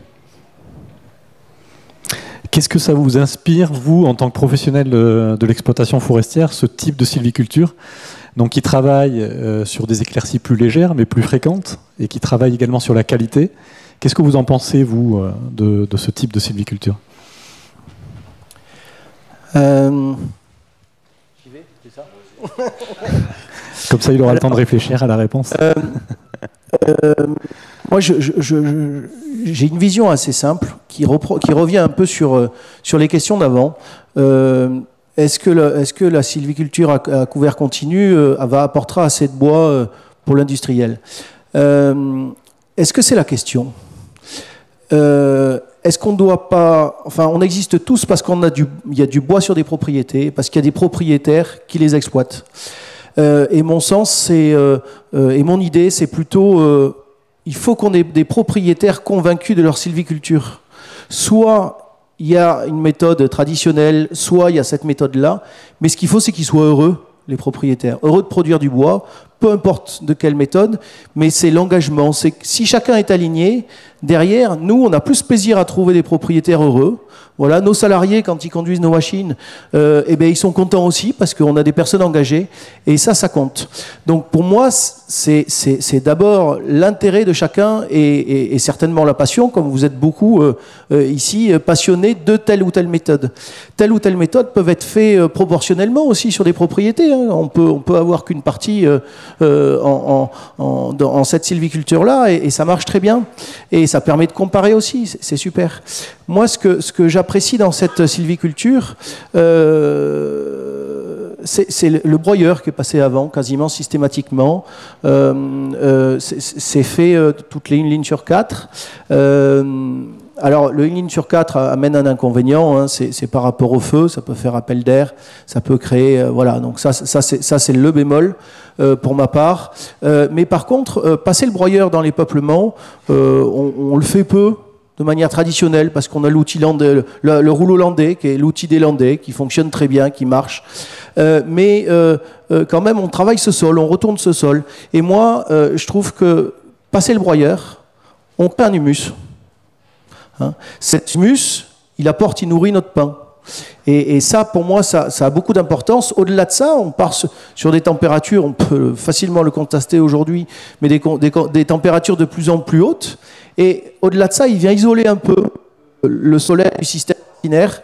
Et ça a un intérêt important pour pas que le pain souffre. Tout à l'heure, monsieur, vous parlez d'objectif du pain, enfin du bois. Pardon. C'est l'objectif, peut-être le résultat. Et je pense que dans l'arbre, les méthodes d'exploitation sont très intéressantes, mais le système racinaire et le sol sont la base, c'est le terreau de notre culture. Et il faut faire beaucoup plus attention à la terre, au sol, qui supporte notre essence, qui est le pain maritime ici, mais c'est quand même la base de la culture. Bien sûr qu'il faut du bois de qualité pour nos industriels, il faut qu'on puisse exploiter facilement, mais il faut produire du bois de qualité, à mon sens. Voilà mon avis sur le... Quelqu'un apprécie fortement, je vois dans l'Assemblée. Alors Thomas, vas-y. Ce que vous dites, c'est très important pour nous, à savoir les retours sur la qualité des préparations des chantiers. Alors vous le savez, moi je vous pose des questions quand on termine les chantiers pour savoir s'il y a eu des soucis, est-ce qu'on peut avoir un œil critique sur ce qu'on fait, parce qu'on est sur un massif qui n'a pas la culture de ce qu'on fait là, et donc il faut que chacun, en fait, on soit un meilleur techniquement, autant nous qui marquons que vous dans l'appréhension des chantiers. Donc on n'est pas dans une démarche descendante où moi je sais ce qu'il faut faire et je vais vous expliquer ce qu'il faut faire. C'est au fil des chantiers, au fil des années qu'on a peaufiné un peu les techniques, regardé ce qui allait, pourquoi la tête passe pas, qu'est-ce qu'il faut qu'on fasse, etc. Et donc c'est très important d'avoir cet échange entre les gens qui sont indispensables, que vous êtes, qui mobilisez les bois, et nous qui marquons. Parce qu'un mauvais marquage, ça peut ruiner complètement un chantier et ruiner une opération. Donc merci d'avoir eu cette transparence-là, et il faut qu'on continue, il faut que vous nous refassiez remonter tout ce qui peut poser souci, parce qu'on en a besoin aussi, nous, pour s'améliorer. Jean-Charles. Je vais faire succinctement par rapport à la question. Après, la question c'était qu'est-ce qu'on pensait c'était qu'est-ce que vous pensez déjà de la SMCC, ouais. Et puis tu as parlé de l'avis positif que tu en avais, ouais. Benjamin. Quel est ton avis aussi en faveur ou non de ce type de sylviculture? Qu'est-ce que j'en pense? Déjà, si on revient là-bas, c'est le choix du sylviculteur, hein, du propriétaire forestier. Donc nous, on est là pour lui offrir des solutions, lui valoriser ses bois, lui acheter ses bois. Donc qu'est-ce que j'en pense? Déjà, on s'adapte aux sylviculteurs et à ce qu'ils veulent faire. Mais après, je trouve que c'est bien de proposer sur le massif différentes formes de sylviculture. On sait qu'on est dans des changements climatiques et compagnie, donc peut-être que certaines vont sortir mieux que d'autres, ou voilà, donc ça permet de diversifier et de ne pas mettre ses œufs tous ses œufs dans le même panier. Très bien. Merci Jean-Charles. Messieurs les scieurs, les industries de sciage ont-elles suffisamment de gros bois actuellement pour alimenter leurs usines? On a parlé tout à l'heure, Paul, et tu en as parlé de la ressource. Et comment vous imaginez l'avenir en matière de ressources de gros bois? Alors, globalement, on peut dire qu'il y a quand même un risque sur ce sujet, parce qu'en fait, le massif aquitain a vraiment été marqué par l'historique récent. Il avait déjà été marqué par l'historique lointain, c'est-à-dire notamment les incendies des années 40-50 qui ont quand même façonné toute une partie de la forêt à cette époque, mais finalement, nous qui sommes arrivés plus tard, on a vu une forêt telle qu'elle était, alors qu'en fait, c'était une forêt qui était déjà la résultante d'un fort incident qu'il avait désarçonné et qu'il avait déséquilibré. On a beaucoup profité du fait qu'à un moment donné, il y a eu beaucoup de gros diamètres de bois, des arbres adultes, qui ont permis d'augmenter petit à petit la production de permarétifs. Et je me rappelle que dans les manuels des années... fin des années 90, finalement, on se demandait comment l'industrie allait arriver à passer tous ces gros diamètres. C'était la question qu'on se posait dans le livret vert là, que tout le monde avait. Et puis ensuite, il y a eu ces deux grosses tempêtes qui ont vraiment complètement changé les choses. Donc aujourd'hui, on est dans un plan, à partir de 2015, dans lequel on a décidé de déstocker les gros diamètres sur d'abord une première période qui était 2015-2025, et finalement aujourd'hui on s'aperçoit qu'on a besoin de continuer à faire ça pour continuer à nourrir la filière. Donc en fait on s'est retrouvé à devoir taper dans le stock existant pour arriver à avoir les diamètres dont on avait besoin, à la fois pour faire les tonnages des usines, mais aussi pour faire le diamètre qui correspond aux produits qui sont nécessaires sur la filière bois d'œuvre, où on a toujours besoin, on ne triture pas, donc on ne broie pas le bois, on utilise les bois tels qu'ils sont, et il faut un certain diamètre. Donc aujourd'hui, effectivement, nous, le risque que l'on voit, c'est que dans le futur, disons le risque qu'on verrait, c'est qu'on ne se rende pas compte qu'on est en train de taper dans un stock et que ce stock ne va pas être ad vitam aeternam. La filière fait des projections, et heureusement avec le FCBA nous accompagne. On fait des projections jusqu'à 2050 à peu près, mais même sur les 15 prochaines années, on voit qu'il y a une limite à ce déstockage. Alors qu'on est vraiment intéressé, nous on est vraiment dans la filière du bois d'œuvre, et le bois d'œuvre, il y a vraiment une porte ouverte pour les prochaines années vers davantage d'utilisation de bois dans la construction, dans l'aménagement. On a vraiment des parts de marché à prendre, et on sait très bien que il y a cette notion d'essences qui vont plus ou moins supporter les 30 prochaines années, et on sait très bien que certaines essences de bois blanc ont déjà été beaucoup touchées et vont continuer à être touchées ou ne vont pas être replantées, ou on va avoir des échecs de replantation, alors que ça ne va pas être le cas du Permaritime. Et on sait qu'ici, en plus, on a la chance d'avoir vraiment tout ce contexte de filière forestière au sens large, qui va du génétique à la connaissance, à la gestion, à l'aspect plus pratique des machines. Voilà. Donc il y a vraiment un écosystème qui fait qu'on ne part pas de zéro, on part de quelque chose qui est vraiment établi. Donc oui, personnellement, et au niveau de la filière bois d'œuvre, on a une vraie crainte parce qu'on sait qu'on a un certain historique qui est contre nous, c'est-à-dire qu'on pense que les tempêtes ont beaucoup marqué les gens en se disant finalement on n'a plus d'espoir, on n'est plus heureux. J'aime bien, c'est poétique, mais pas que. C'est-à-dire que je pense que le fait d'avoir peur de l'avenir, c'est la pire des choses pour nous. Il faut vraiment qu'on arrive à insuffler pour nous-mêmes et pour les gens, les sylviculteurs, une vraie confiance dans l'avenir et une vraie confiance dans le fait qu'on a un vrai intérêt à faire du bois de qualité, à faire des bois qui soient suffisamment de diamètre suffisamment important pour aller vers tout un tas de marchés qui, si on n'y va pas, vont en plus avoir vraiment du mal à être fournis en bois français ou en bois européen. Donc vraiment, on pense qu'on a une vraie carte à jouer. Et malencontreusement, le passé récent joue contre nous et on pleure de ne pas arriver à convaincre les gens. Enfin, on essaie de ne pas pleurer d'ailleurs, on voudrait au contraire leur apporter du sourire. Mais vraiment, c'est très important pour nous. Il y a quelque chose de très important qui se joue dans le fait de pouvoir conserver un approvisionnement pour la filière bois d'œuvre. Moi, je sais que je ne voudrais pas trop parler, mais globalement, je sais que je suis de plus en plus optimiste sur nos capacités à vendre du bois d'œuvre. Ça fait 30 ans que je suis dans la scierie et je peux dire que dans les années 90, j'avais vraiment le truc qu'on soit blackboulé par le béton, par le plastique, par l'aluminium, par tout un tas de matériaux qui étaient plus modernes que le bois. Et aujourd'hui, c'est le contraire. Le bois revient en force, et il vient en force parce qu'il a une vraie noblesse, il a de vraies qualités.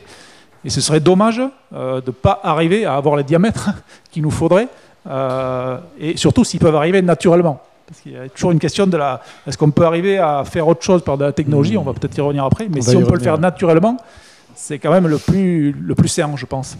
On reviendra sur cette question-là, effectivement. Frédéric, comment tu vois l'avenir, toi, en termes de disponibilité de gros bois et de qualité? C'est toujours stressant parce qu'on est dans une filière où on démarre l'année et on ne sait jamais quel volume de bois va être mis en marché. Une fois qu'il est mis en marché, on ne maîtrise pas non plus les flux de la météo. 2022-2023, les incendies. Ces 2 derniers étés, là, on a eu l'eau. Donc ça, ce sont des facteurs compliqués. Donc ça, déjà, c'est stressant. Après, mon inquiétude vient surtout aussi sur d'autres points comme les forêts communales dans les Landes et en Gironde qui remplacent leurs forêts par des panneaux solaires. J'avoue que ça, c'est un sujet qui peut vraiment m'énerver. Mais je ne comprends pas comment on arrive à remplacer la forêt par des panneaux solaires. Je ne connais pas, faire preuve de bon sens, je ne pense pas que c'est dans ces termes-là. Mais n'empêche qu'une loi est arrivée pour empêcher cela. Mais on a toujours le droit d'aller jusqu'à 25 hectares. Je vais prendre un exemple concret qui va se faire, c'est la commune de Trinsac. 24 hectares. Donc ils vont déboiser la forêt communale de Trinsac de 24 hectares pour mettre des panneaux solaires. Mais ça, vous avez... Là, c'est Pinceau qui est en train d'étudier tout ça, mais ça avance et de plus en plus, on a des centaines, voire des milliers d'hectares qui se partagent entre les Landes et la Gironde, remplacés par des panneaux solaires. Donc oui, c'est une inquiétude de manquer de bois déjà par ça. En plus, lors des incendies de 2022, il faut savoir sur les communes de Mésos et de Magès, ces panneaux solaires qui avaient remplacé la forêt communale ont en plus pris feu et mis le feu aux pins voisins. Bravo! Magnifique. Donc ça, c'est vraiment inquiétant de la part de nos élus qui approuvent ces projets. Donc déjà, on a un problème à ce niveau-là. Personnellement, la scierie Bédora, elle a 100 ans. Et en 2022, avant la crise énergétique, j'ai construit 2 bâtiments. Et ouais, je me suis dit peut-être qu'on peut mettre sur le bâtiment des panneaux solaires. Donc j'ai fait ça. On est en autoconsommation, on est en autosuffisance entre avril et presque octobre sur l'énergie, puisque les 2 bâtiments me permettent d'autoconsommer et même de revendre. À la Palette, à Misson, pareil, j'ai fait le même projet. Donc j'ai un bâtiment avec des panneaux solaires. Donc ça, c'est faire preuve de bon sens. Donc j'assure l'approvisionnement du bois et en plus, je suis vertueux jusqu'au bout, jusqu'à la consommation énergétique de mes sites. Après, ce qui m'inquiète, c'est aussi le flux de bois qui part au-delà de nos frontières. On parle beaucoup d'économie circulaire. Je suis dans l'économie circulaire. J'achète du bois dans un rayon de 80 km. Mes salariés habitent autour de mes sites. J'utilise des prestataires de services locaux. Je vends localement. J'y suis dedans. Mais ce bois qui part au-delà de nos frontières est un problème. Parce qu'il faut savoir justement que tout le sud des Landes, les forêts communales, lors des ventes ONF, ça se vérifie, c'est quasiment 100% d'achats vers les Espagnols. Ils ont le droit, puisqu'on est dans une économie européenne. Mais j'aimerais bien aussi qu'on pense à l'économie circulaire, parce que l'entreprise, si elle va bien, et qu'une association vient nous voir, qui va donner un chèque à l'association?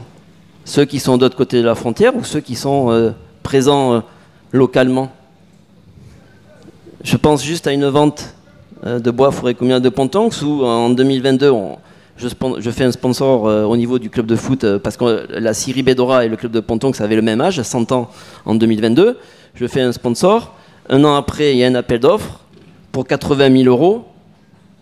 Je perds le lot de 700 €. Je suis à 35 km et c'est à 350 km. Donc il y a une inquiétude sur l'approvisionnement bois, il est réel. On a besoin de qualité, et c'est le dernier point là-dessus, où depuis quelques années, malheureusement, il y a une gestion qui est orientée vers des coupes de plus en plus précoces. Et quand on fait des coupes de 30-35 ans, c'est pas vrai, il n'y a pas de qualité. Je ne peux pas faire une traverse de 25-30 cm de large dans un pin qui fait 0,7 un cube. Donc ça aussi, c'est une problématique.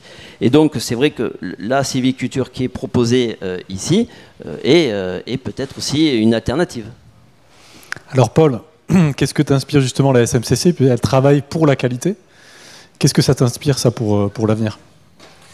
Moi, c'est sûr que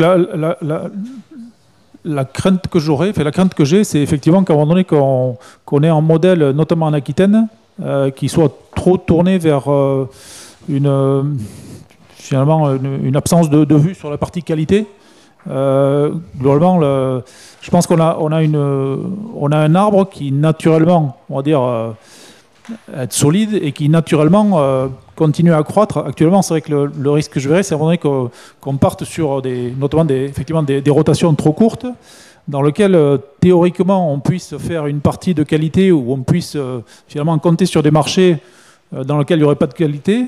Mais vraiment, j'ai objectivement de plus en plus de mal à voir comment on peut aller vers quelque chose de positif avec tout ça. J'ai l'impression que ça nous ferait prendre beaucoup plus de risques. J'ai l'impression que ça nous ferait abandonner beaucoup de choses qui sont nécessaires au fait de pouvoir aller vers des marchés qui nécessitent du bois un peu plus qualitatif. Alors, concernant la qualité, il y a des fois où j'ai l'impression que on est un peu paumé en Aquitaine peut-être, et on a l'impression que pour faire de la qualité, il faudrait quelque chose d'exceptionnel. Et en fait, j'ai l'impression que ce n'est pas le cas. Je pense qu'il faut atteindre un certain niveau d'âge, d'arbre, pour que naturellement il puisse être moins conique, que naturellement il puisse faire davantage de diamètre, de qualité, mais voilà, c'est pas non plus des âges extrêmes, et donc je pense que quelque chose qui est quand même assez naturel pour l'arbre, avec effectivement le fait qu'il y ait un besoin de gestion, que ça se passe pas tout seul, quoi. Mais je pense que c'est vraiment quelque chose qui est accessible, et je pense qu'on a vraiment un intérêt fort à aller vers ce genre de pratique, parce que, je veux dire, si on ne regarde pas la qualité, et si on pense pouvoir uniquement, on va dire, travailler ça avec des tonnes et des tonnes et des tonnes, finalement, je vois pas du tout l'intérêt, et je pense que ça peut être vraiment problématique pour notre filière bois d'œuvre. Alors, est-ce que la notion de qualité a encore du sens? Je m'explique. Déjà, on voit que les acheteurs payent au volume unitaire. Globalement, le marché ONF ou expert se fait sur la base de volume unitaire. Et d'autre part, on a des nouvelles techniques comme la bouteille collée, etc., qui permettent, à partir de produits de faible qualité, de produire des produits finis et technologiques de meilleure qualité. Donc, la qualité a-t-elle encore du sens?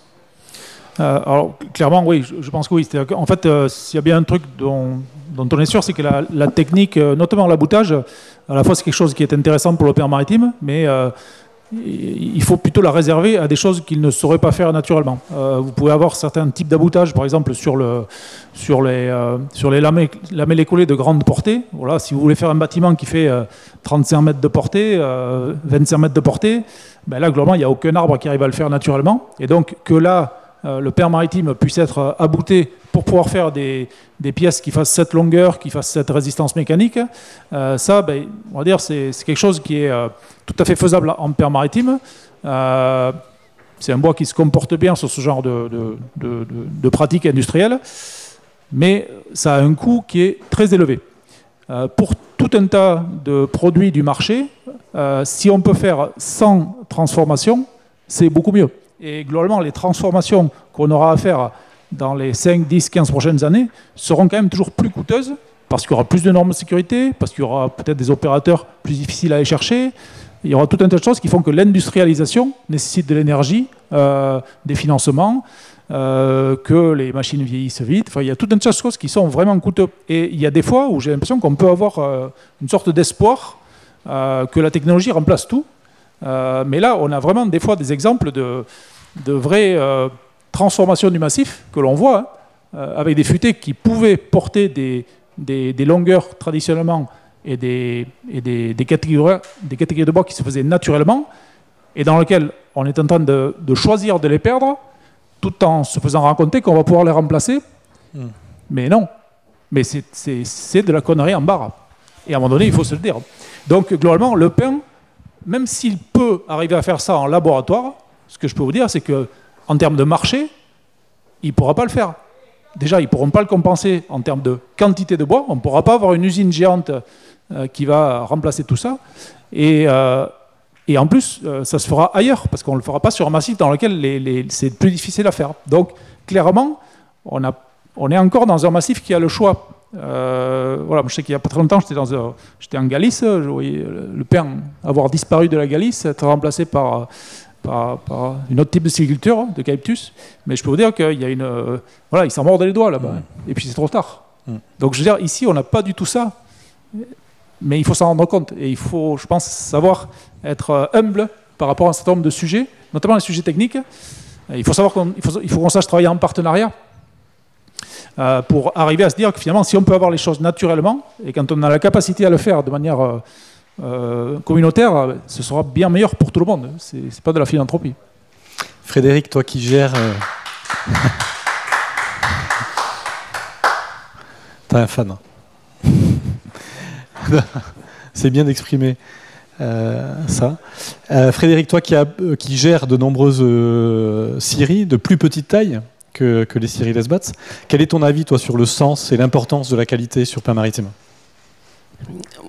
Mon secteur d'activité, il est basé sur des métiers de niche. Donc, tous ces métiers de niche appellent une certaine qualité. Donc, j'ai besoin absolument d'avoir du bois sans nœud, petit nœud, en plus dimensionnel. Donc, c'est une priorité. Et sur des... je répète ce que je disais tout à l'heure, sur des bois qui disparaissent trop tôt, je ne peux pas m'y retrouver. Et ce qui est sûr, c'est que la qualité, c'est ce qui paye. Voilà. La valorisation, elle est là. Donc c'est hyper important, c'est primordial. Merci. Ah, Jean ? Ouais, juste une petite réaction qui, à mon avis, est essentielle aussi à la compréhension de l'état d'esprit des sylviculteurs, sachant qu'il n'y a pas un état d'esprit, il y en a plein.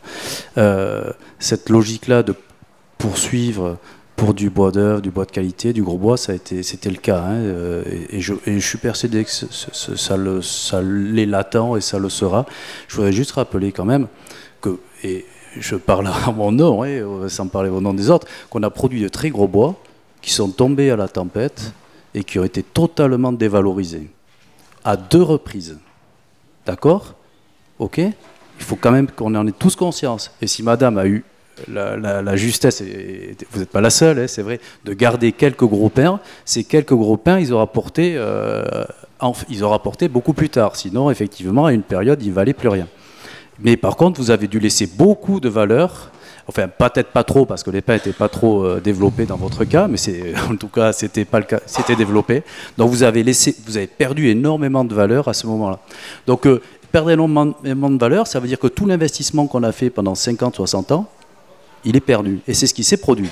D'accord ? Donc il faut quand même que les gens en aient conscience que le sylviculteur, il est quand même sacrément courageux pour s'engager dans de la production bois d'œuvre et dans de la production long terme. Et j'entends, et j'en suis convaincu, ce que vous avez dit, sur la capacité de résilience plus importante sur la SMCC. Et je pense que c'est tout à fait un élément intéressant à prendre en compte pour éventuellement faire ce choix-là.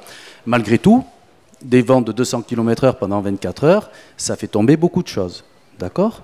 On a 1 million d'hectares, on a une productivité à peu près de 10 mètres cubes par hectare, donc ça fait 10 millions de mètres cubes et on consomme à peu près 6 millions aujourd'hui.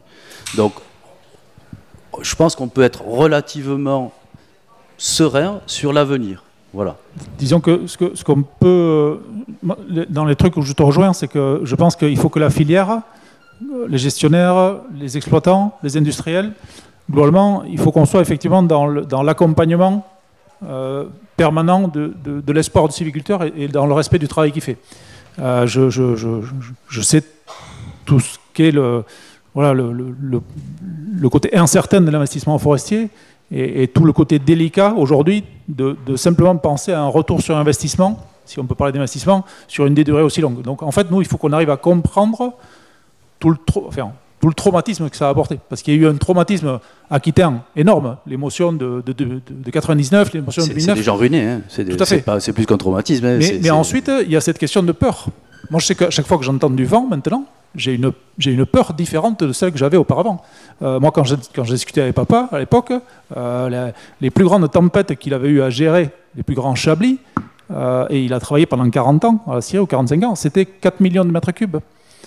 Et nous, on s'est pelé 32 plus les scolites, et ensuite 40 millions de mètres cubes derrière. Donc en fait, on se retrouve avec des événements que personne n'avait connus avant ici, que personne n'avait eu le malheur d'expérimenter, et on est passé par là.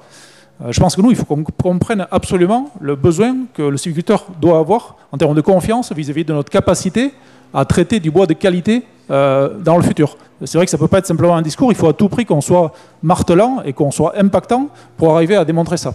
Ce qu'on sait, c'est que globalement, il va y avoir, qu'on le veuille ou pas, un vrai besoin de décarbonation, notamment de la filière bâtiment, en Europe et notamment en France. Et c'est vraiment la voie qui a été choisie.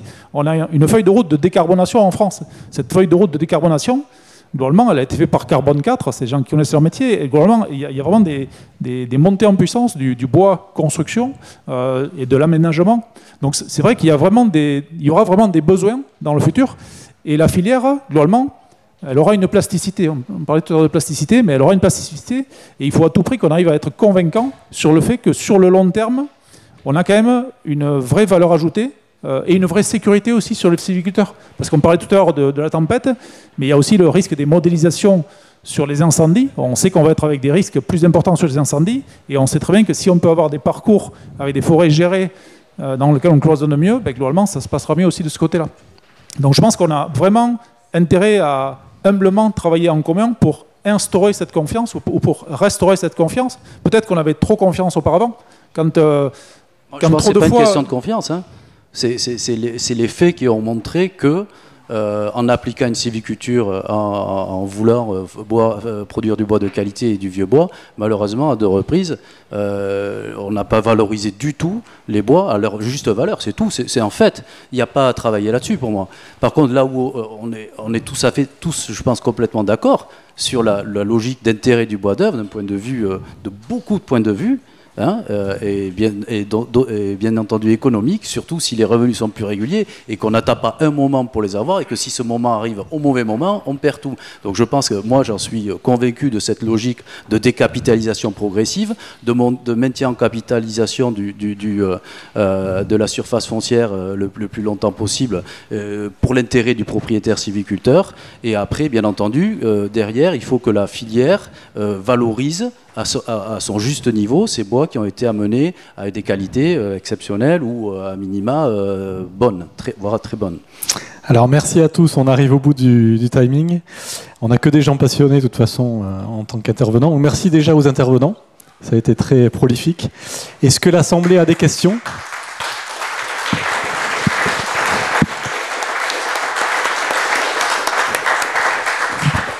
Voilà, on va distribuer des micros dans l'assistance pour questions.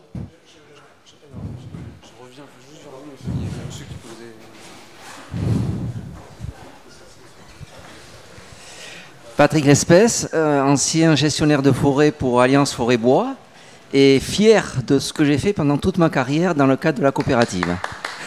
Voilà, je tiens à le dire. Je voulais vous dire qu'aujourd'hui, je suis auto-entrepreneur en gestion forestière, toujours, un petit peu, parce que malgré tout, j'ai autre chose à faire aussi. Mais je suis né dans le Pignada.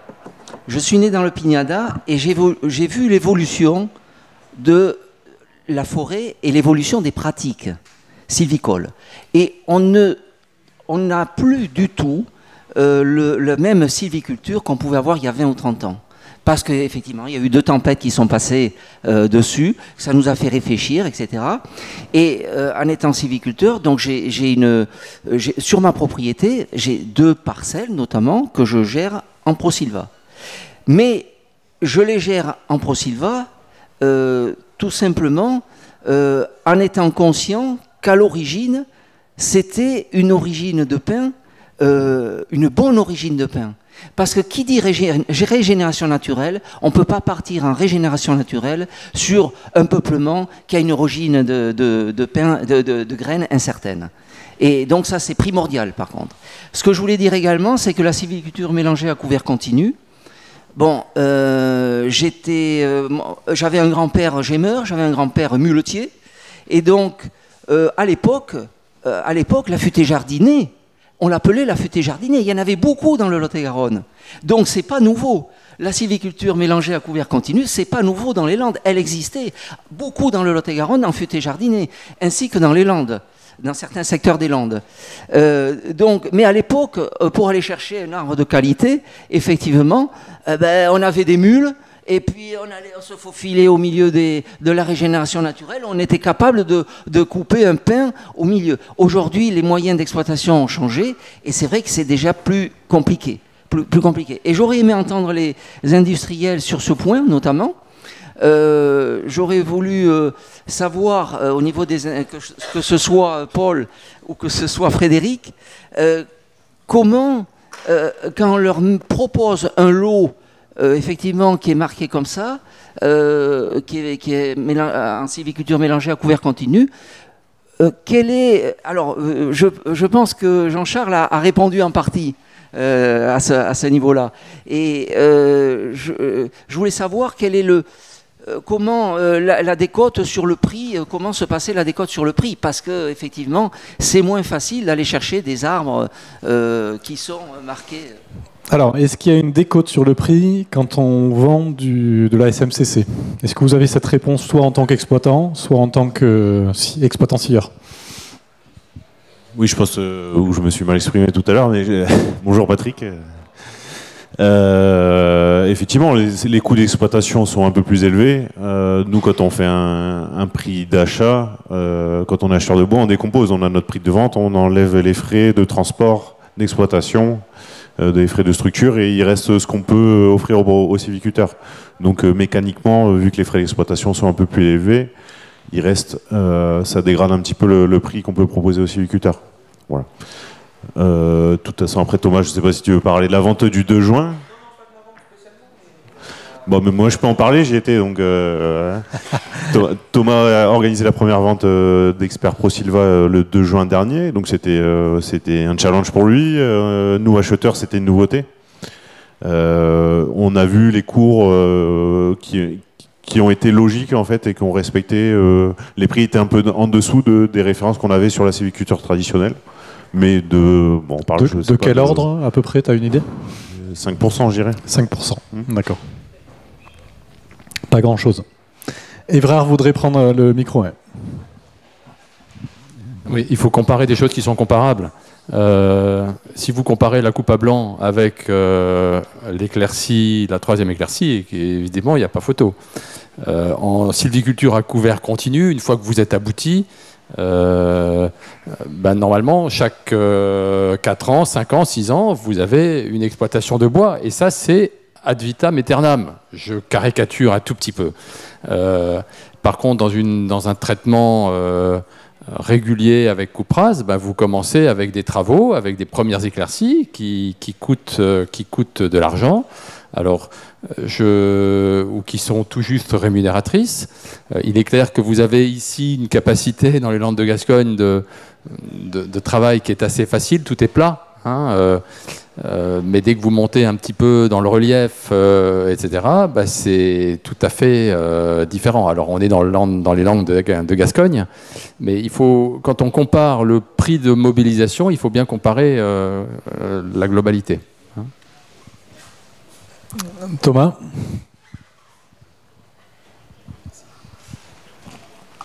Oui, moi j'ai deux remarques par rapport à la question de Patrick. La première, c'est que effectivement, on a certainement des coûts un peu plus élevés pour un volume unitaire que ce qu'on peut avoir en classique.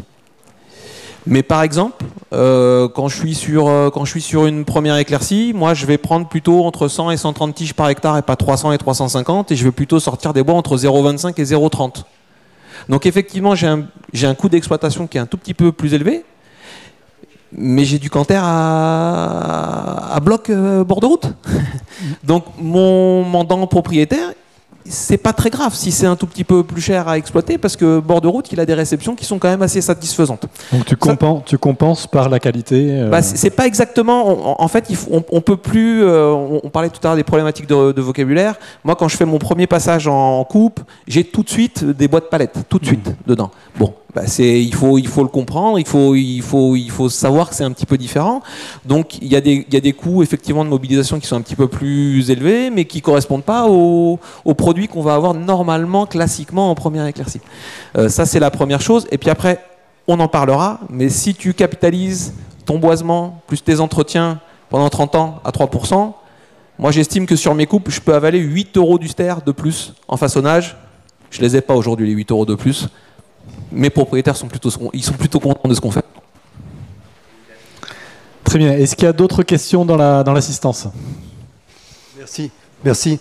Donc je m'appelle Philippe Barbedienne, je suis propriétaire forestier à l'Hermé-Mussé, Escode, un peu à Cudos.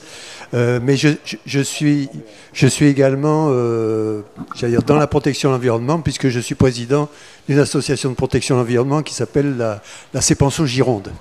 Donc j'avais des questions, j'ai deux questions à poser. La première, ça concerne effectivement la SNCC et la conversion. Ça marche pas ? Je vais parler. Ah oui, d'accord, celui-là, il y a un peu plus de gain. Donc, ma première question concerne certaines pratiques qui me surprennent un petit peu, et j'aurais voulu avoir votre avis là-dessus. C'est notamment quand je vois des voisins, des gens dans mon secteur, qui coupent des arbres mûrs, parce qu'il existe encore des peuplements de pins qu'on ne coupe pas à 35 ans ou 40 ans. J'ai vu, il y a des peuplements qui se coupent encore à 50 à 60 ans. Et sous ces peuplements, j'ai souvent vu un semis naturel très important. Il y a un tapis de petits pins en dessous qui correspond à 4 fois la densité ou 5 fois la densité qu'on aurait en plantation.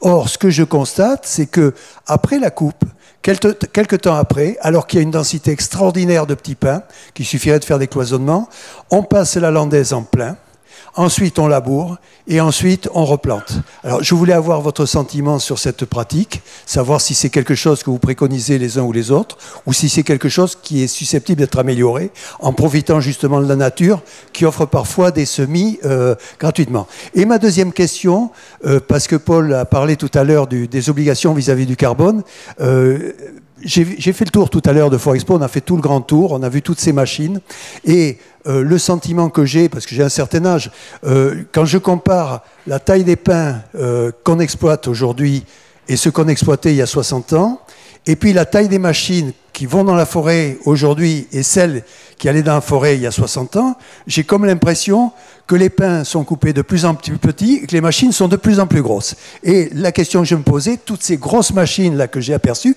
est-ce qu'elles fonctionnent à l'eau ? Parce que si ça fonctionne au pétrole, c'est pas forcément très vertueux. Voilà. Merci pour ces questions. On va répondre à la première, donc, qui était la question de la régénération naturelle sur des peuplements matures. Thomas ?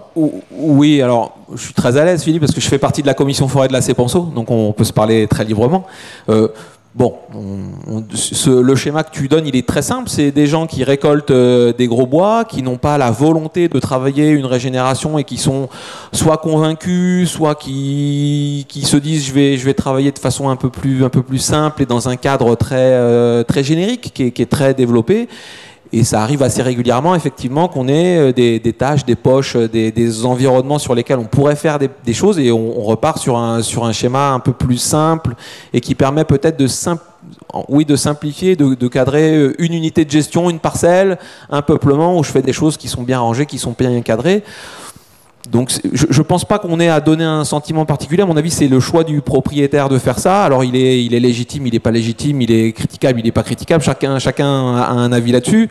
Tu sais que j'ai un avis là-dessus. Mais je pense que c'est pas, en tout cas, notre rôle de venir expliquer aux gens vraiment ce qu'ils doivent faire, mais plutôt de les informer qu'on a la possibilité de faire des choses un peu différentes. C'est un peu l'esprit de cette table ronde. Voilà. Alors, vas-y, ouais, Paul. Ouais, concernant le sujet des machines, effectivement, c'est un sujet qui est questionnant. Bon, je pense qu'il y en a pas mal ici qui ont lu le bouquin de Jean Covici avec ce qu'ils appellent les esclaves, les machines qui transforment tout. Mais globalement, c'est bon, même si c'est expliqué un peu comme ça, c'est quand même la réalité. Les grosses machines, notamment les grosses machines forestières, c'est quand même pas très vieux comme sujet. Et effectivement, il y a une puissance énorme. Et globalement, c'est vrai que les machines, les limites aux machines, il y en a plusieurs finalement. Ça peut être la limite de l'autorisation à avoir des machines de telle taille dans tel endroit. Des questions de prix aussi. Est-ce qu'on peut se permettre d'acheter une machine? Donc, ça veut dire, est-ce qu'elle a assez de quantité de bois à travailler? De poids aussi.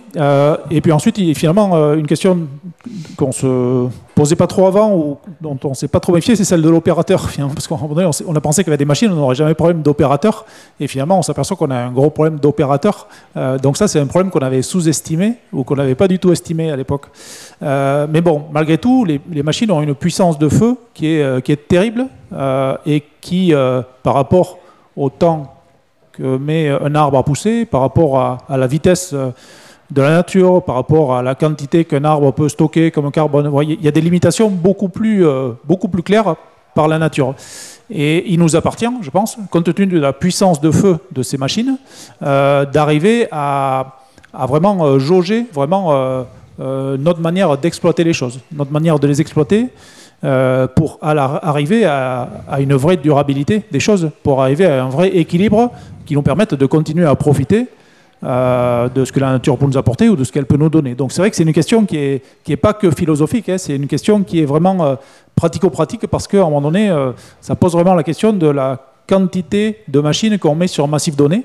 Ça vaut pour les machines qu'on voit en forêt, alors qu'il y a un concept très visible et qui est très dérangeant. Est-ce que c'est une récolte finale? Est-ce que c'est une coupe rase? Voilà, il y a quelque chose qui est très dérangeant et qui attire l'attention. Alors tant mieux, ça attire l'attention, ça fait débat.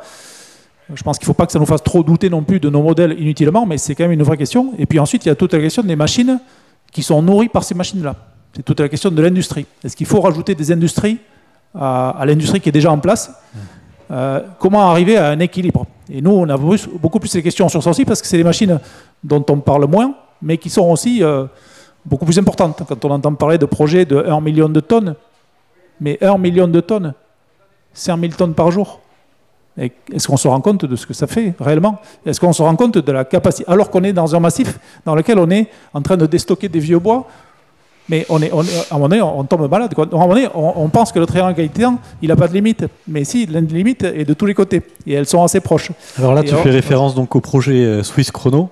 Pas forcément, ça peut être celui-là, mais honnêtement, ça peut en être d'autres. Il pourrait y en avoir de pire. Honnêtement, il pourrait y en avoir de pire.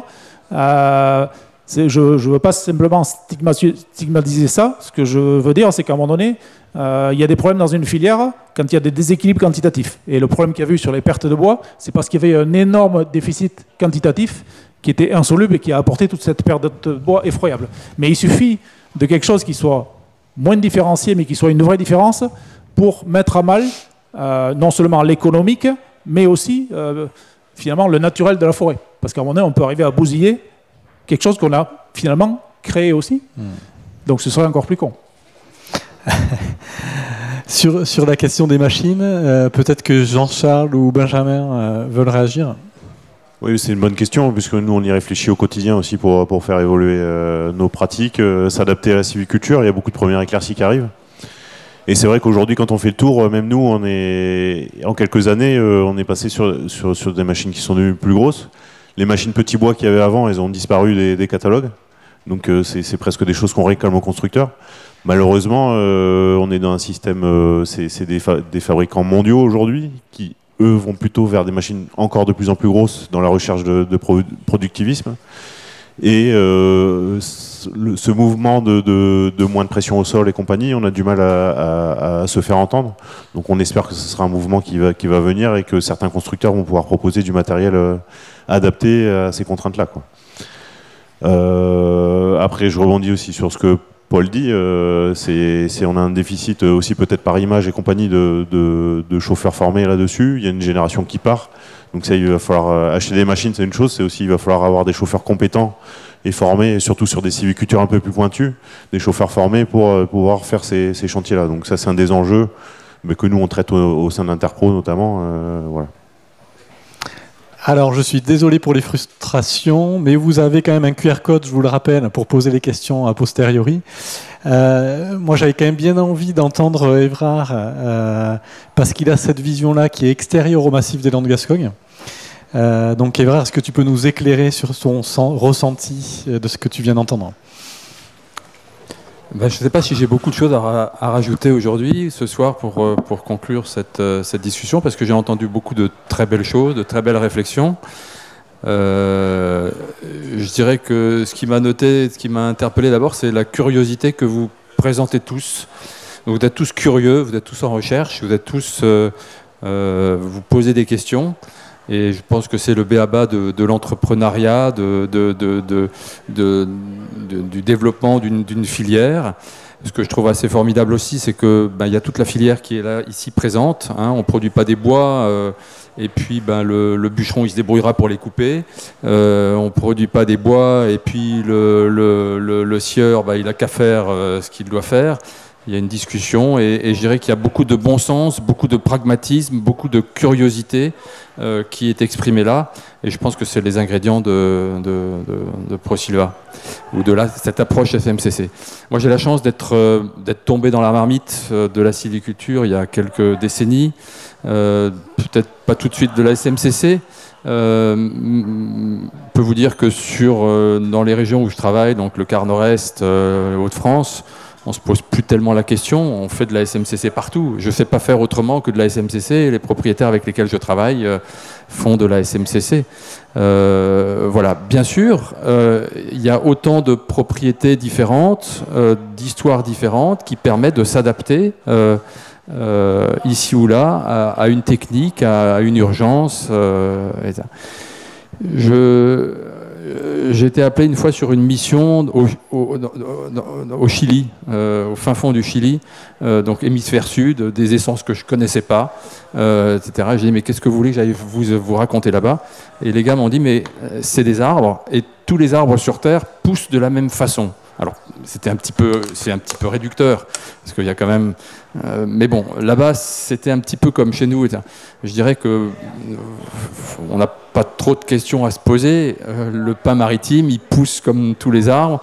Donc, on va y arriver. Je crois que ce qui est important, c'est le temps qu'on se donne. Avant d'être des sylviculteurs, on est des gestionnaires. Les gestionnaires, ça veut dire qu'il y a une économie derrière. Il y a une économie, il y a un chiffre d'affaires, il y a des intervenants, il y a des scieurs.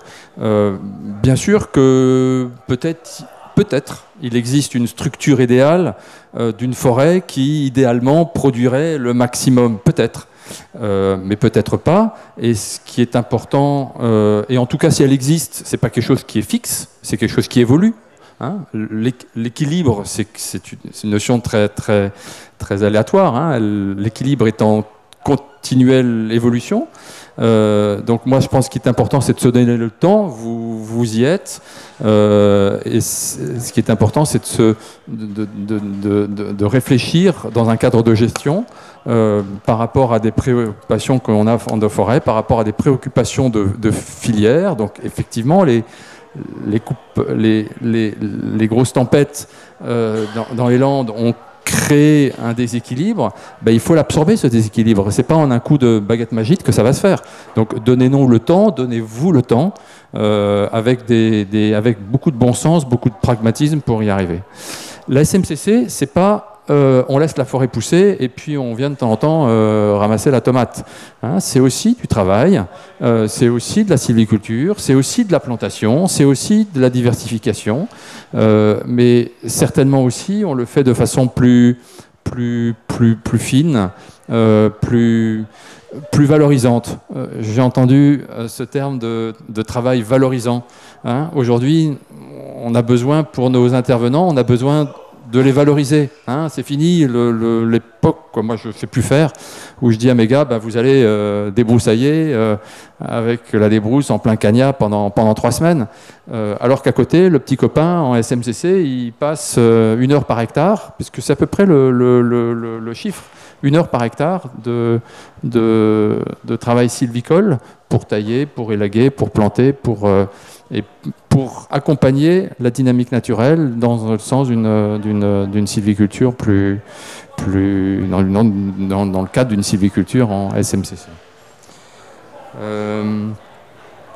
Qu'est-ce que je voulais vous dire? Voilà, on est loin du dogme. Donc, on veut rester dans une approche très pragmatique.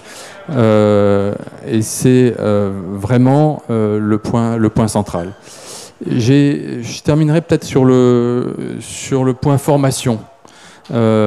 Oui, c'est peut-être un petit peu compliqué. Oui, ça nécessite de réfléchir, mais on est une filière exigeante, on a des métiers qui sont exigeants, et donc on a besoin aussi de formation, hein, que ce soit au niveau des ingénieurs, que ce soit au niveau du simple bûcheron, du simple ouvrier sylvicole. On a besoin de formation. Mais je peux vous rassurer, c'est avec du bon sens, un peu de pratique, on y arrive aussi. Et pourquoi est-ce que la filière forêt-bois échapperait à ce besoin de formation, ce besoin de se poser des questions, ce besoin de recherche? Parce que, de nouveau, vous l'avez redit, hein, le sol, on ne comprend pas encore comment fonctionne le sol. Hein, et le sol, c'est notre première richesse pour assurer une production stable et une production résiliente pour une industrie qui est forte en local. Voilà, donc moi je pense qu'il y a plein de belles choses, je suis optimiste aussi, hein, parce que je pense qu'il y a un capital que vous avez dans ce coin qui est absolument fabuleux, il y a des compétences humaines qui sont formidables. Alors, il faut que je parle de ProSylva. ProSylva, c'est bien sûr un lieu d'échange avec l'ensemble de la filière. On est là pour prendre la place de personne. On est là simplement pour échanger, pour travailler, pour réfléchir, pour se former. Il n'y a pas de mauvaises images. Donc moi j'aimerais que chacun puisse très simplement accueillir une tournée, accueillir ses collègues, accueillir une formation, parce qu'on apprend de tout. Bien sûr, il y a des structures qui sont belles, qui sont irrégulières, mélangées, mais avant, il y a plein d'autres structures sur lesquelles on a beaucoup de choses à échanger ensemble, on a beaucoup de choses à apprendre, et donc le besoin de formation, il est important. Donc ProSylva France est là pour ça, ProSylva Europe est là pour ça aussi. Donc je peux que vous inciter à rejoindre le mouvement très simplement, très humblement, et à participer à cette belle aventure. Merci beaucoup.